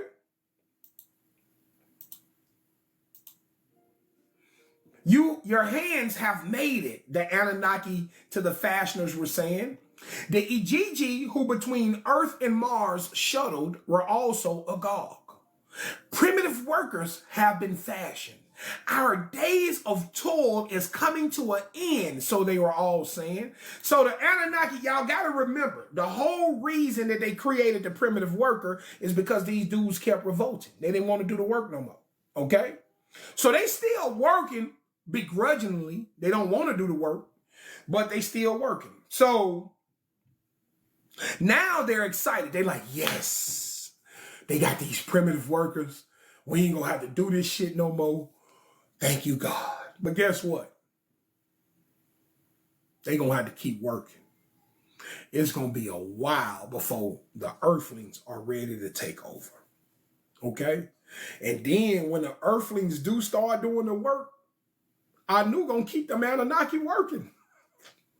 Anu going to say, I know I promised y'all that y'all can stop working, but. And that's going to lead. And that is going to lead to the third and final revolt. That is what's going to lead to the episode in the Bible when you hear about the sons of God coming down into the daughters of man. That's what that's going to lead to. Okay? We're going to get there. Another seed. In the Abzu, the newborns were growing. For maturing, the Anunnaki were anticipating. Enki was the supervisor. Ninmah and Ningazita also came. In the excavations, the Anunnaki were grumbling. Patience to impatience gave away. Y'all see what I'm saying? Anugi, their overseer of Enki, was often inquiring. For primitive workers, the outcry he conveyed. Now these goddamn these primitive people, these new people, they ain't even 3-4 years old. And the goddamn Anunnaki talking about, man, where the motherfuckers at? Get them out here. They need to work. The damn primitive earthlings ain't even 4 years old yet. And the Anunnaki like, hey, man, when they gonna come in and put this work in, man, they need to start putting in some applications or something. The Anunnaki was ready, man. They said, we got to get out of here, bro. Get them folks to work now. I don't care how old they is. Put their ass out here to work. Okay, so that's funny to me that they go into their supervisor. Inugi is the supervisor. So they go to Inugi and they like, hey man, what's up? Where the workers at, dog? Inugi like, damn dog, we just told you they gotta grow up first. The circuits of earth grew in numbers. Maturity of the earthlings was overdue. No conceiving among the females was observed. There was no birth giving. Yikes, we got a problem. They all old enough. They all old enough to procreate. But ain't nobody giving birth. Ain't nobody getting pregnant. We got a problem, gang. We got some new primitive earthlings. Okay?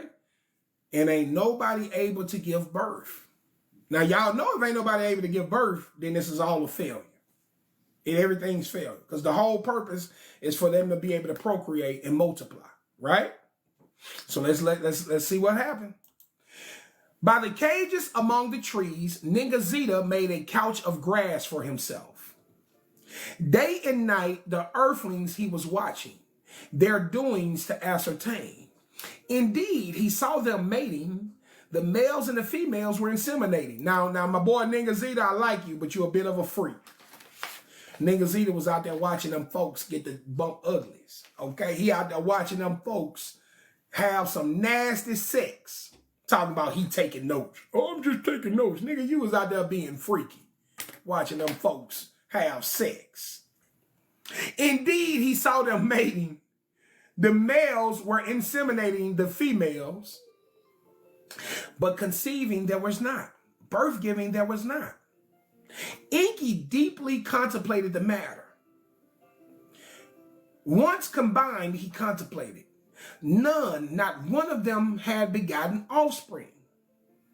By two kinds combined, a curse has been created, Enki said to the others. So Enki upset. Enki like, fuck! This shit ain't working. So they say, let us compare the essences of Adamo and Tiamat. So they're going back to the drawing board. So we got to go back to the drawing board and let's see what happened. Let's see what went wrong. Let us examine. Hold on, give me 1 second, guy. I got to find something right quick because we're going to need it.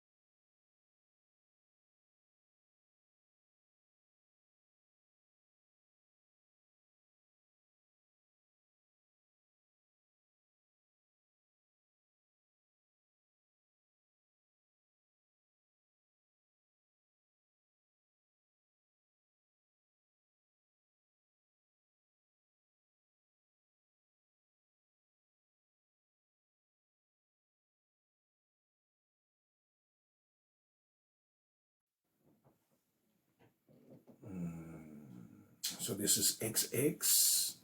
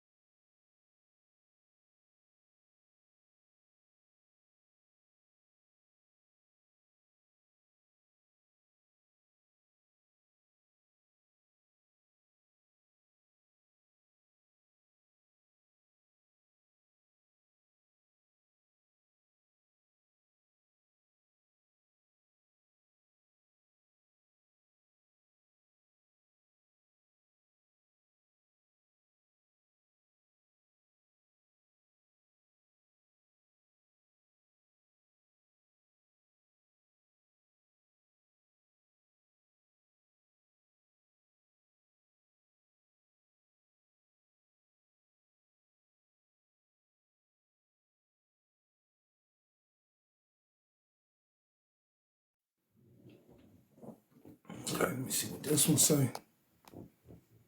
All right, so this is XY, and this is XX. Okay, this is the one I need. All right, I'm sorry about that, gang. I had to find this right quick. And let me remember that it's in the November section. November 2023. DNA notes. All right, cool. Sorry about that, gang. Let's get it. All right, so they had to go back to the drawing board.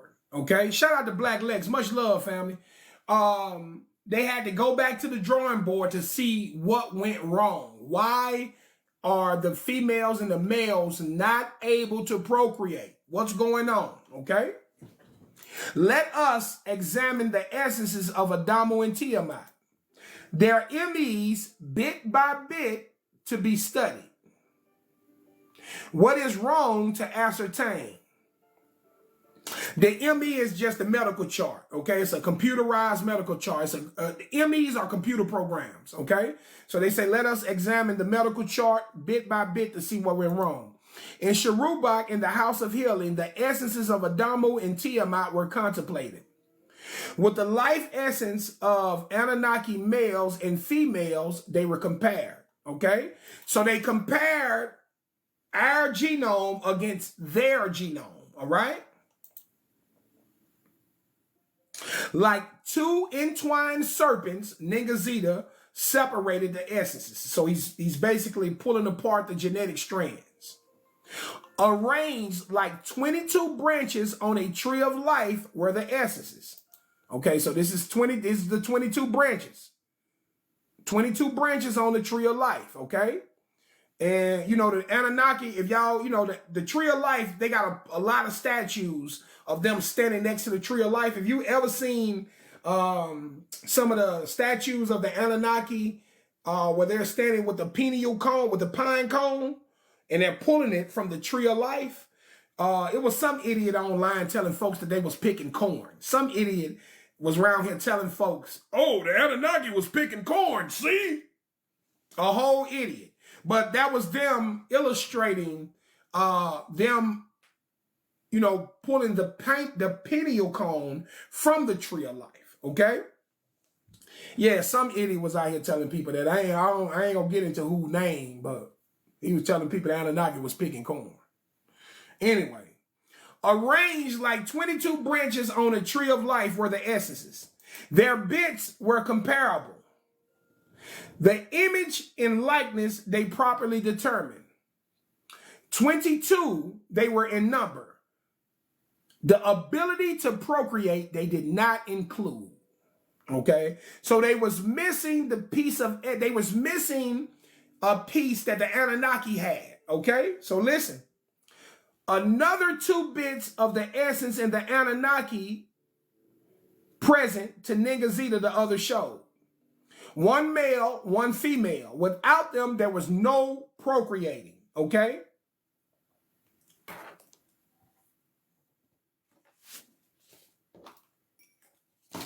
So the original, okay, so we all know that today we got 46 chromosomes. Put a 1 in the chat if y'all know that. Today we have 46 chromosomes. Put a 1 in the chat if you know that.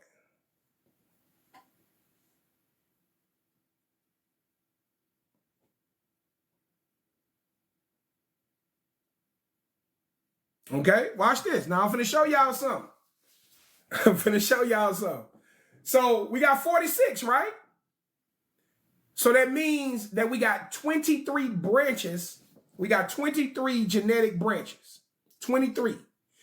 Every branch is 2 strands. Okay? So 1 branch equals 2 strands. 1 branch, 1 genetic branch equals 2 strands. Okay? So we got 23, which equals 46 strands. We got 23 branches. 23 times 2 is 46. Okay, everybody following that, right? That's what we have today. What they discovered is what we were missing. This is how we get 46. We didn't originally have 46. This is how we get to 46. The Adamu had 44. The Adamu had 44 chromosomes. Okay? No, my love. Follow me, baby girl. Follow me. Listen. The Adamu couldn't procreate because he was missing the branch that allows procreation. There's all of these branches of DNA have a specific purpose. Okay? Your DNA, your genes, they all serve a specific purpose. The Adamu was missing the essence that would allow them to procreate. Okay? So the original Adamu had only 22 branches, which gave him 44 chromosomes. So he was missing 2. Okay? The Anunnaki had 46. So let's go back and do that again. Let's go back so you can understand. Okay?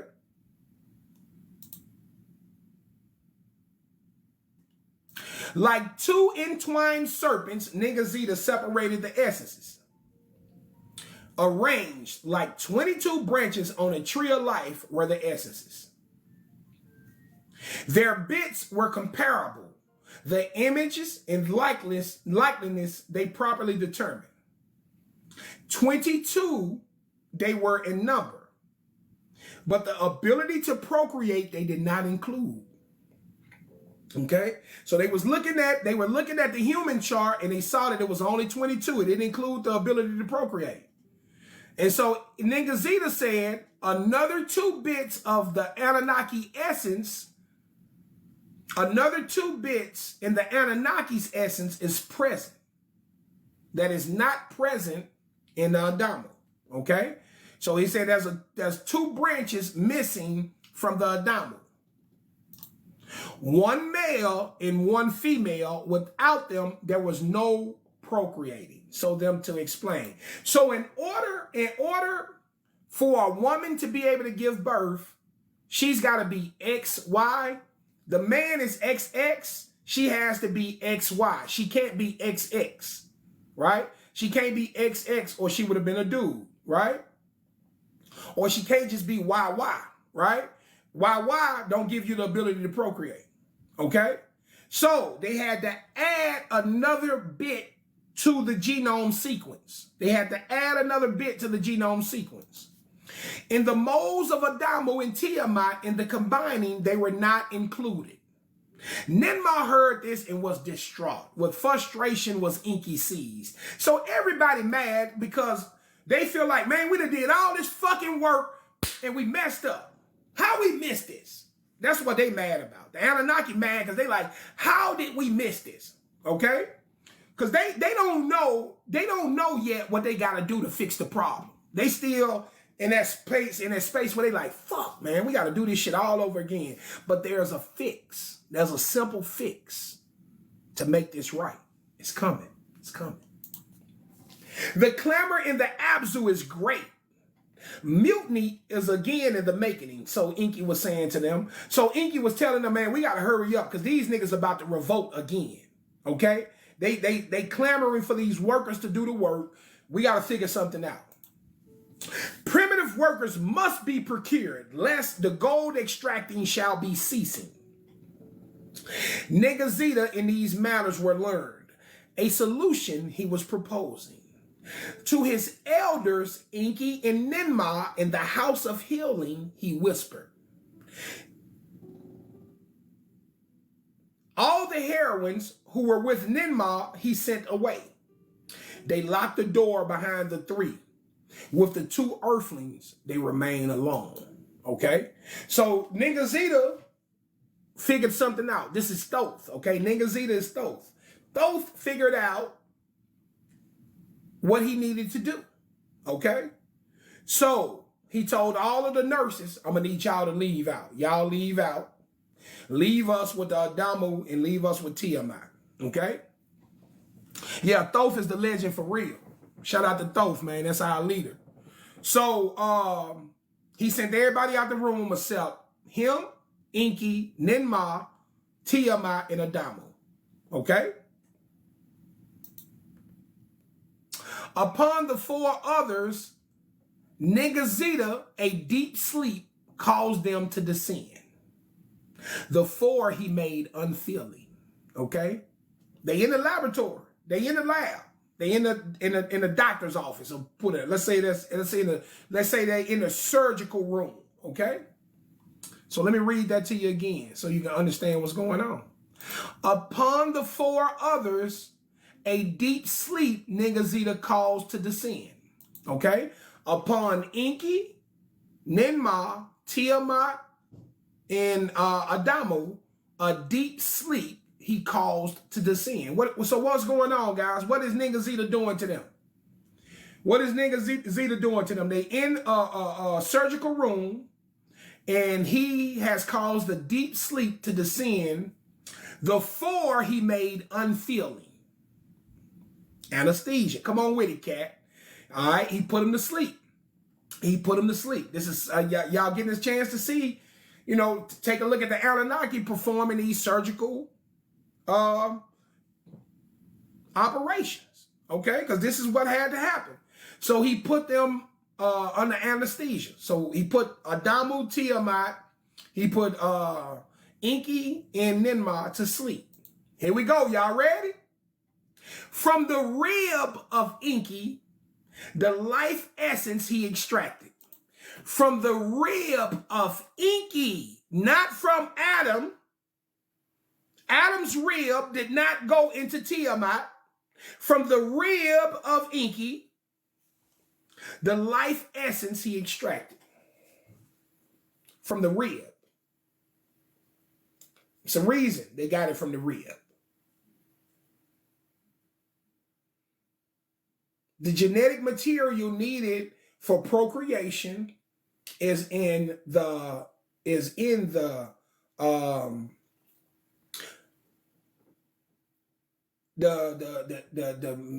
I want to say meat, but I want to say the flesh of the rib. In the flesh of the rib, what we call bone marrow, in the marrow, okay, in the marrow of the rib, that is the necessary genetic material needed for procreation. Okay, here we go. From the rib of Enki, the life essence he extracted. So, taking this genetic material out of the rib, what we discovered in our last session, in our last semester, somebody pointed out that this is probably where we get the term ribosomes from. Y'all ever heard of ribosomes? Like chromosomes, ribosomes? Y'all ever heard of that? In discussing genetics, ribosomes, y'all ever heard of ribosomes? Yeah, Raker ain't with us no more, man. I ain't seen Raker in a long time. But Raker pointed that out. This is probably where we get ribosomes from, okay? So anytime you hear somebody talking about, when you hear them talking about ribosomes, this is where the connotation comes from, okay? So we'll talk about that some more. Into the rib of Adamo, the life essence of Enki he inserted. He inserted his essence into the rib of Adamo. And from the rib of Ninma, the life essence he extracted. So from Ninma's rib, he extracted and put it into Tiamat. And from Adamo, and from Enki's rib, that went into Adamo.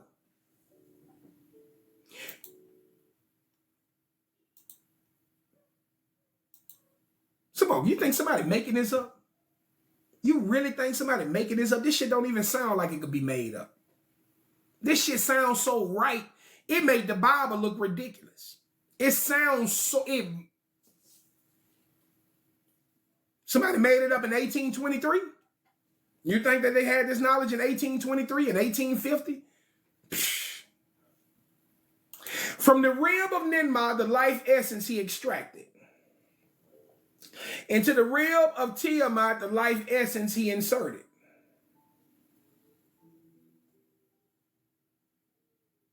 Where the incisions were made, the flesh thereon he closed up.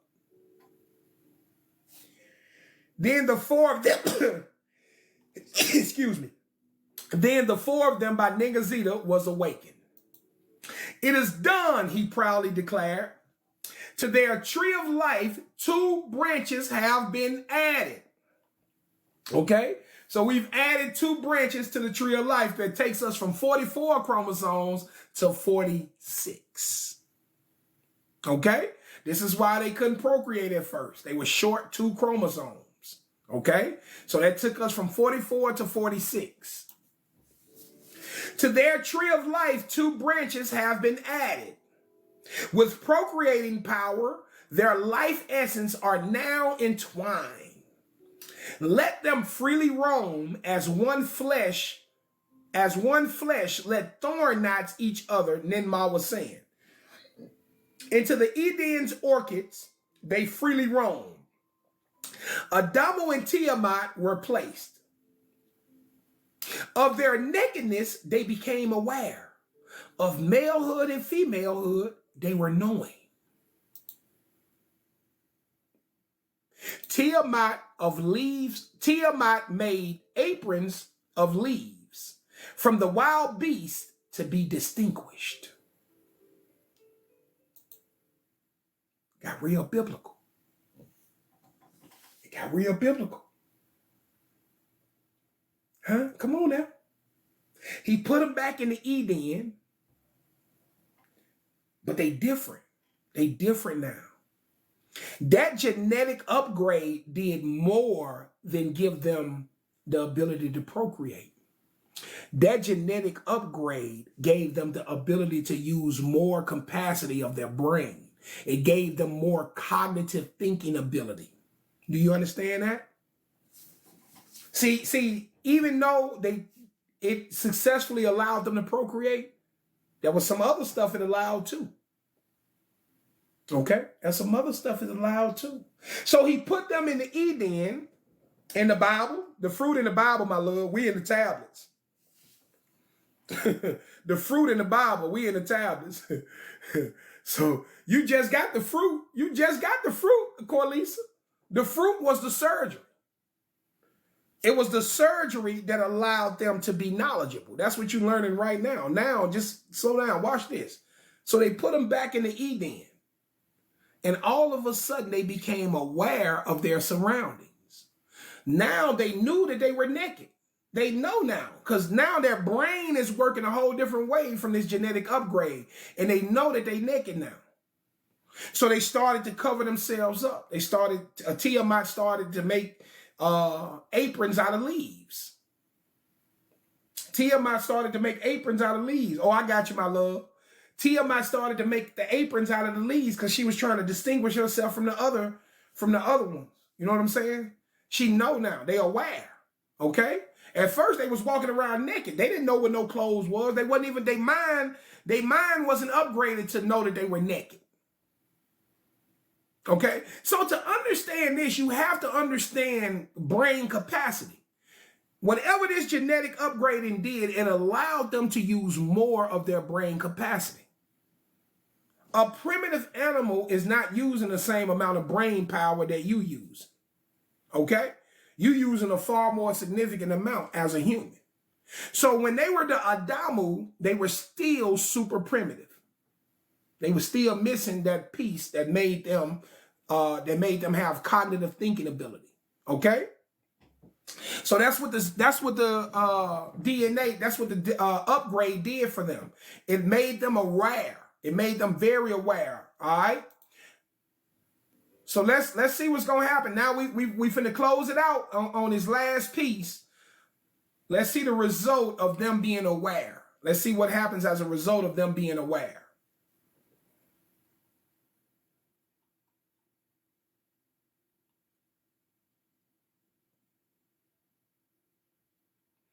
In the heat of the day, Enlil was strolling in the orchard, the shade he was enjoying.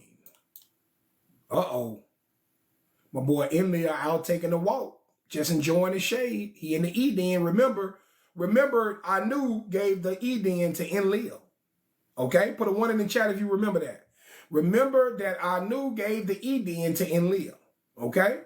So that would mean that that whoever is representing in the Bible themselves is representing as God in the Garden of Eden is Enlil. Okay? So here we go. Without expectation, he encountered Adamo and Tiamat. The aprons on their loins he noticed. So he see the Adamo, he see the Tiamat, he say, what the fuck? Do they got on clothes? Enlil like, I'm not. Do they got on an outfit? Do that nigga Adamo got on a throwback jersey? Do Tiamat got on a skirt? What is the meaning of this? Enlil wondered. He summoned Enki for explanation. Them niggas out there in outfits, man. Them folks got on outfits, man. Them folks ironing clothes and everything. Quit playing. The matter of procreation, Enki to Enlil explained. The 7 and 7 had failed. To Enlil, he admitted. Negazita examined the life essence. Additional combining was needed. Great was Enlil's anger. Furious was his words. What the fuck? Enki, what you done did, dog? What you mean? What you, wait, 1 minute. What did you do? Right? Enlil is mad. Okay? Told y'all Enlil wasn't no cool dude. The whole thing was not to my liking. For acting as creators, I opposed. Okay? So here he goes snapping. I ain't want to do this shit no way. I ain't want to play God. Okay, that's basically what he's saying. I didn't want to do this. I didn't want to play God.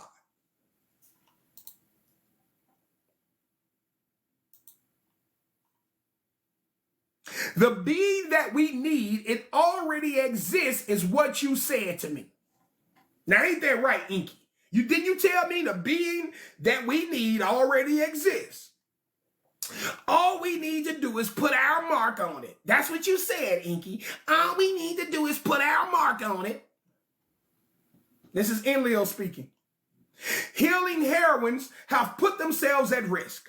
Ninmah and Ninki were also in danger. To no avail, all of your handiwork was a failure. This is him excoriating his brother, okay? Now, the last bits of our life essence you have given to these creatures. You need to understand how these folks look at you. Enki fuck with you. Ninmah fuck with you. Enlil don't fuck with you. But somehow Enlil gonna become the God of the chosen people. Yeah, okay, there we go, Corliss. Now you seeing it. You seeing it now. Because it's important. That's why this class been so successful.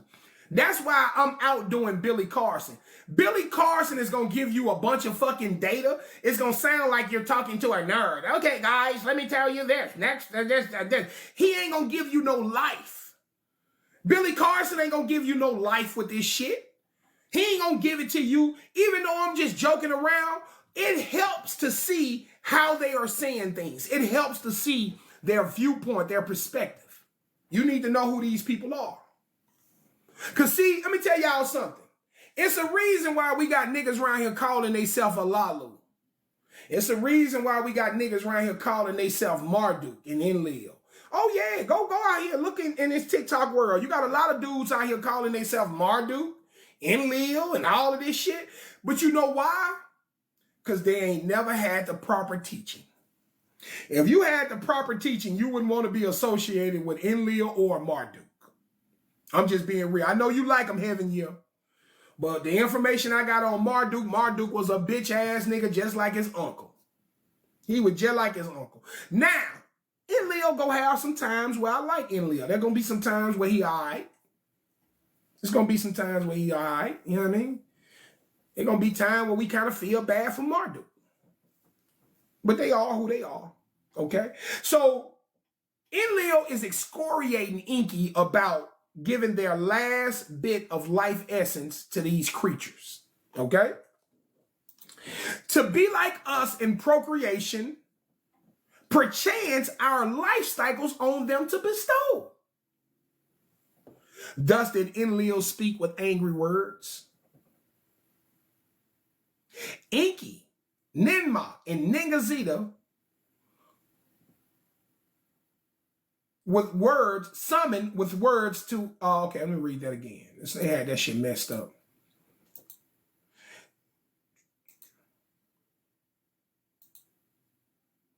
Enki summoned Ninmah and Ningazita with words to pacify Enlil. My lord Enlil, Ningazita was saying, knowing for procreation they were given, the branch of long living to their essence tree was not. Y'all remember when I told y'all the Anunnaki live a long life, that they live very long lives, that they live to be 100, 200,000 years old?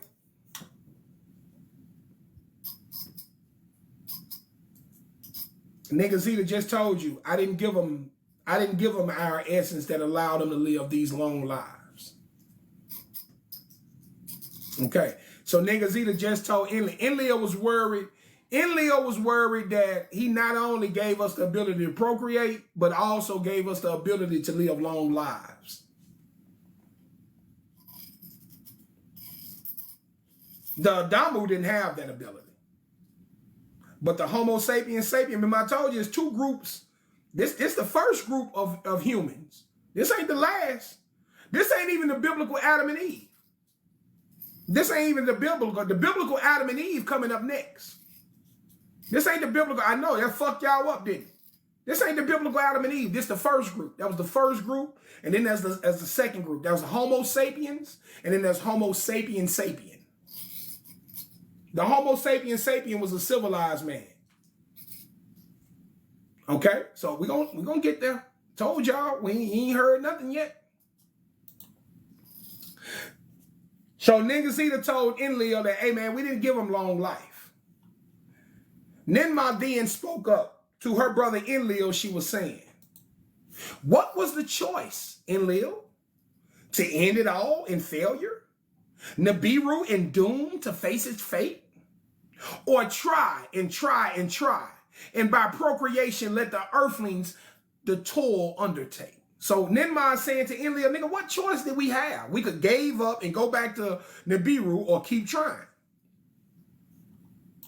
So then Enlil responds, then let them be where they are needed.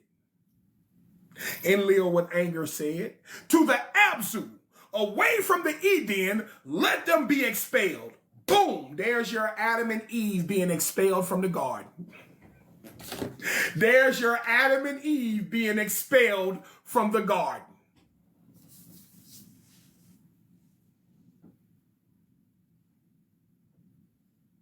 Guys, they wrote this shit. Let me make sure everybody understand what we reading from.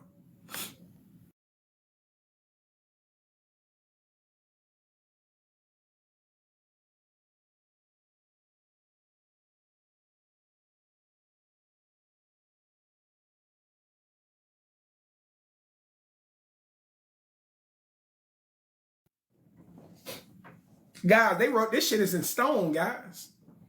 Not in paper. Paper wasn't even invented when this information was recorded. Did y'all hear them say Ningazita was recording?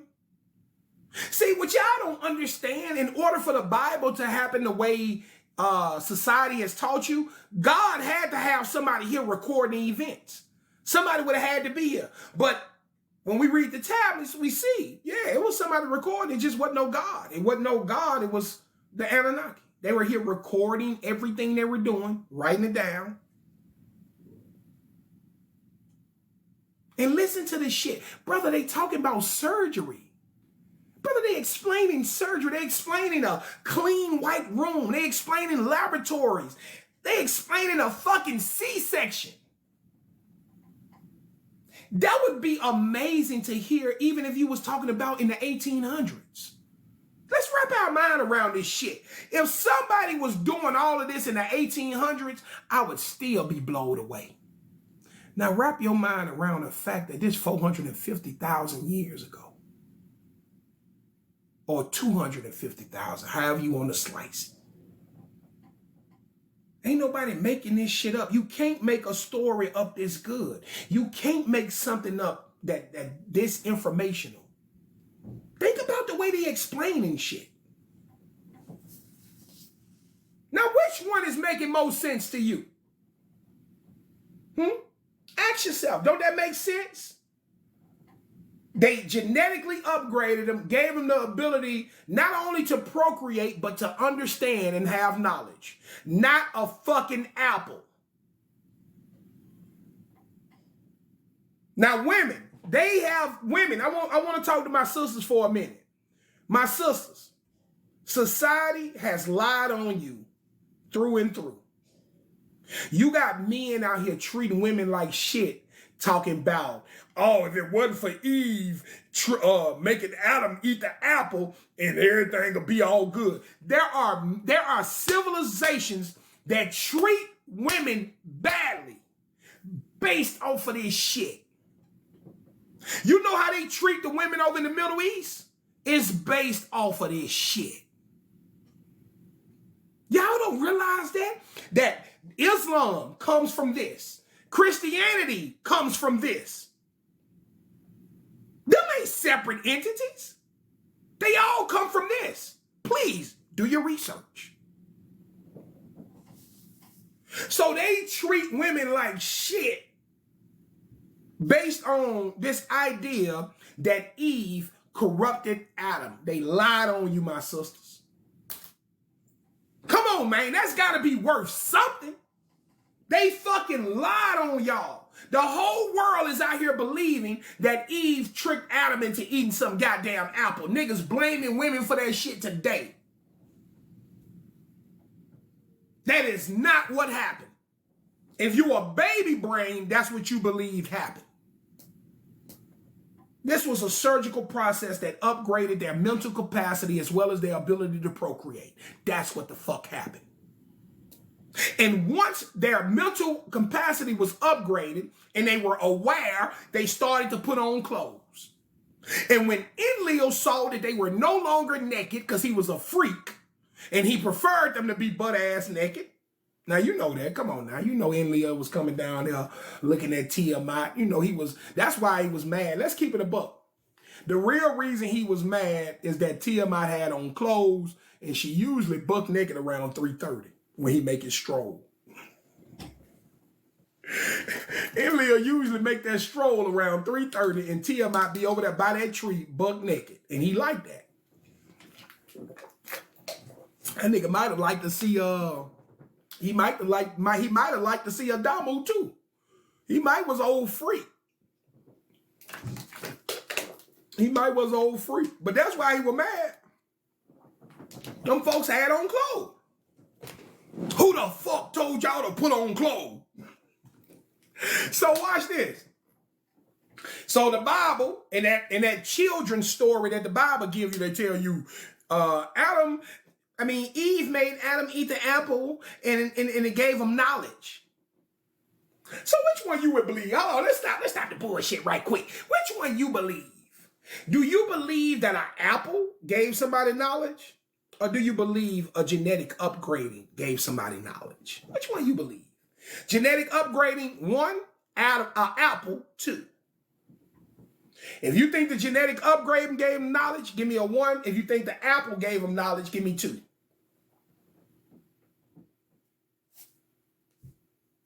You ain't got to agree with me. I'm just asking you what makes sense to you. I'm just trying to see.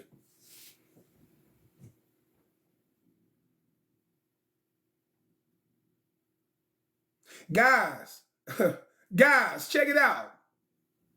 If a fucking apple could upgrade your knowledge, then I'm finna go out here and steal all the apples in the world and I'm finna force feed all these fucking baby brains.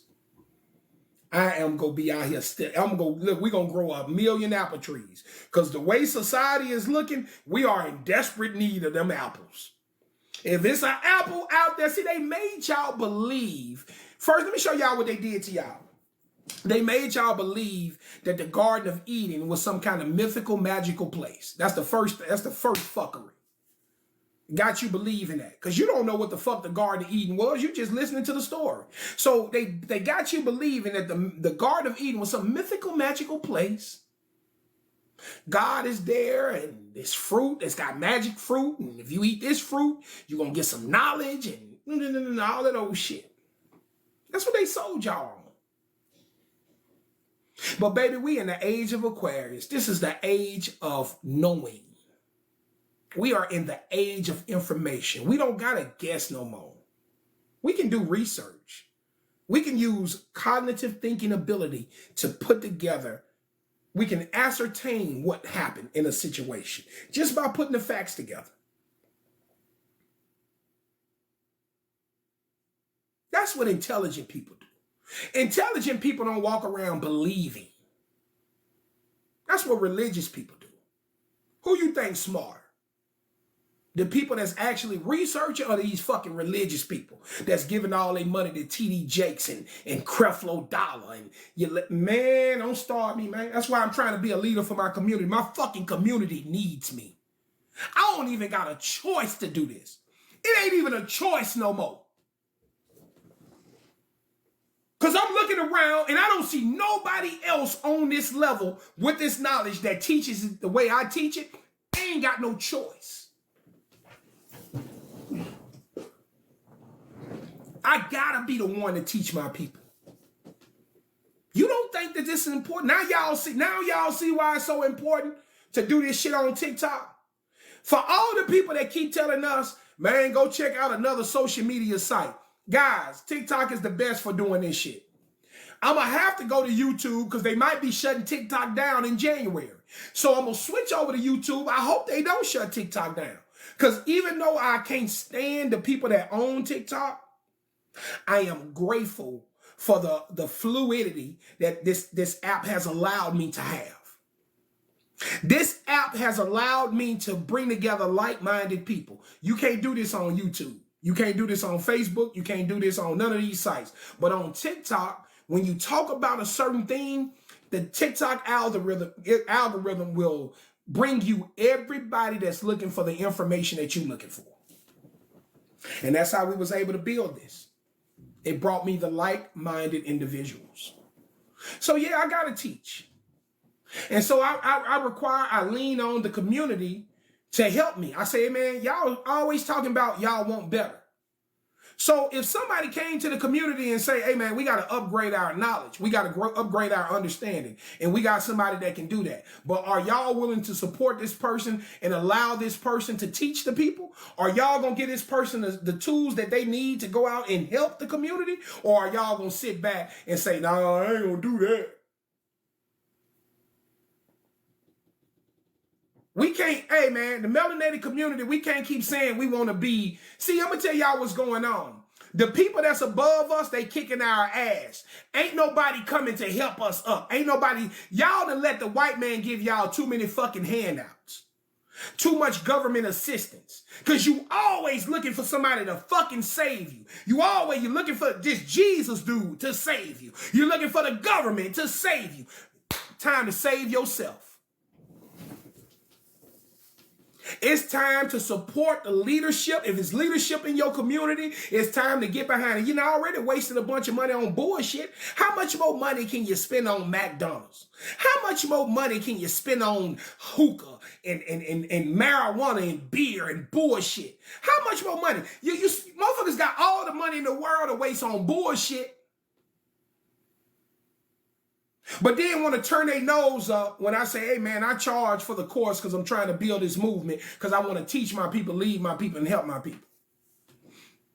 Oh, no, I ain't going to do that. But I'm going to be in the club tonight.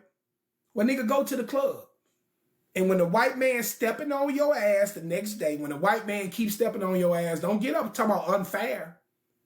I told y'all in 2025, black people can't come to me with no excuses. It's over with. The excuse died in 24. The excuses died in 24. 25 is about stepping the fuck up and doing what you got to do. That's what 25 is about. It's about supporting our teachers, our real teachers, our truth teachers, not this bullshit that they do in the school system. I don't give a damn about no curriculum teacher. You know what I told my son's teacher? I said, ma'am, no disrespect, but you are nothing more than a daycare to me. You don't teach my son anything. You simply, this is what they doing to these kids in the school. They get the curriculum from the school system. They don't teach your kids shit. They just tell your kids, you got to do this work. Here goes some homework, do it. And then when the kid don't understand the shit, they call the parent. Oh, this what you ain't doing at home. Bullshit, bitch. We don't got your curriculum. We ain't sitting at home teaching school curriculum. I'm at home teaching my child I'm teaching my son how to be a man. I'm teaching my son about his history. I'm teaching my son about his people. My son is one of the most intelligent 6-year-olds you will meet. One of them, and they say it, that's what they say at the school. They say he is so wise, he knows so much. Yeah, he knows because his daddy is training him to be a truth teacher. Not that bullshit. Support the real teachers, man. We the real teachers. Support the real teachers, homie.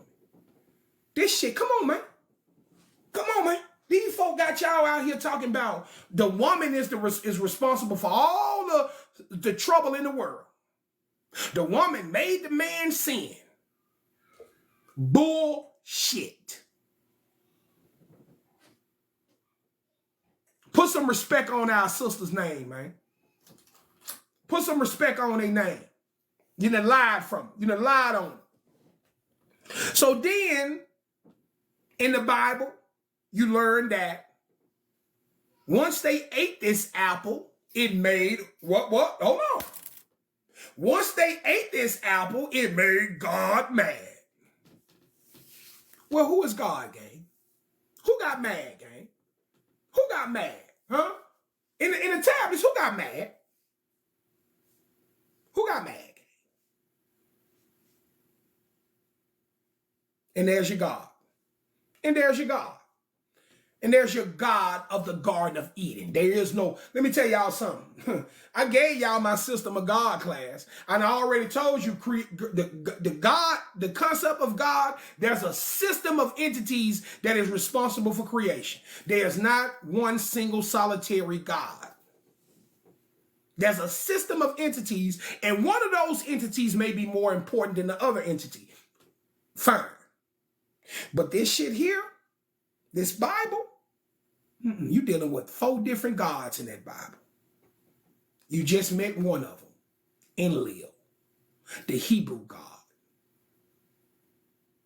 This is why the Hebrew Bible was first. Not the Ethiopian Bible. I hate when niggas come with that. And then I got to teach them that the Ethiopians didn't convert to Christianity till 400 years after the Hebrew Bible. Motherfuckers didn't know that. Motherfuckers thought they just be thinking shit. That shit pisses me off. No, the Ethiopian Bible is the oldest. Boy, shut your dumb ass up. You don't even know the real story. The Ethiopians wasn't no Christians. They queen had sex with a Christian, and then she became Christian as a result. Queen of Sheba had sex with King Solomon. She was in love with him. That was her man. So her man was in Christianity, so she adopted Christianity. And then she brought that to her people, which were the Ethiopians. The Christianity came 400 years after the first Hebrew Bible.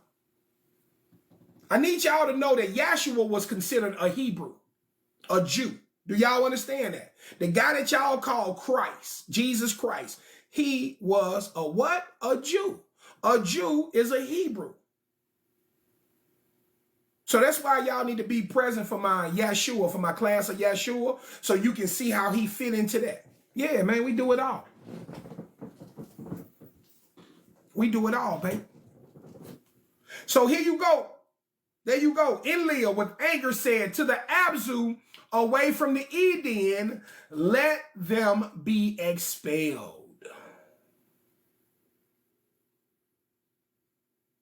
And that is where we're going to end things for today. All right? Y'all enjoyed that? Y'all enjoyed that bit of information? Is it making things clearer to you? Are things starting to become clearer to you? Feel free. Feel free. You got any questions? Feel free. You just met Tiamat. You just met Adamu. You just found out how they gained the ability to procreate. You just seen the system, how the first men were created. Now, this is the first group of earthlings. This is the first group of what we consider humankind, right? What we are. This is the first group. There's going to be a second group. And that second group is going to be your biblical Adam and Eve, okay? The second group is going to be your biblical Adam and Eve. This is the Adamu and Tiamat. Adamu and Tiamat is the true Adam and Eve, okay? But the one that the Bible picks up is the first two from the civilized group, okay? So we'll be getting into that. It'll be coming up. I think it'll be coming up sometime. Maybe we'll get into it. Oh, I forgot. Today, Friday. Shit, we break for the weekend.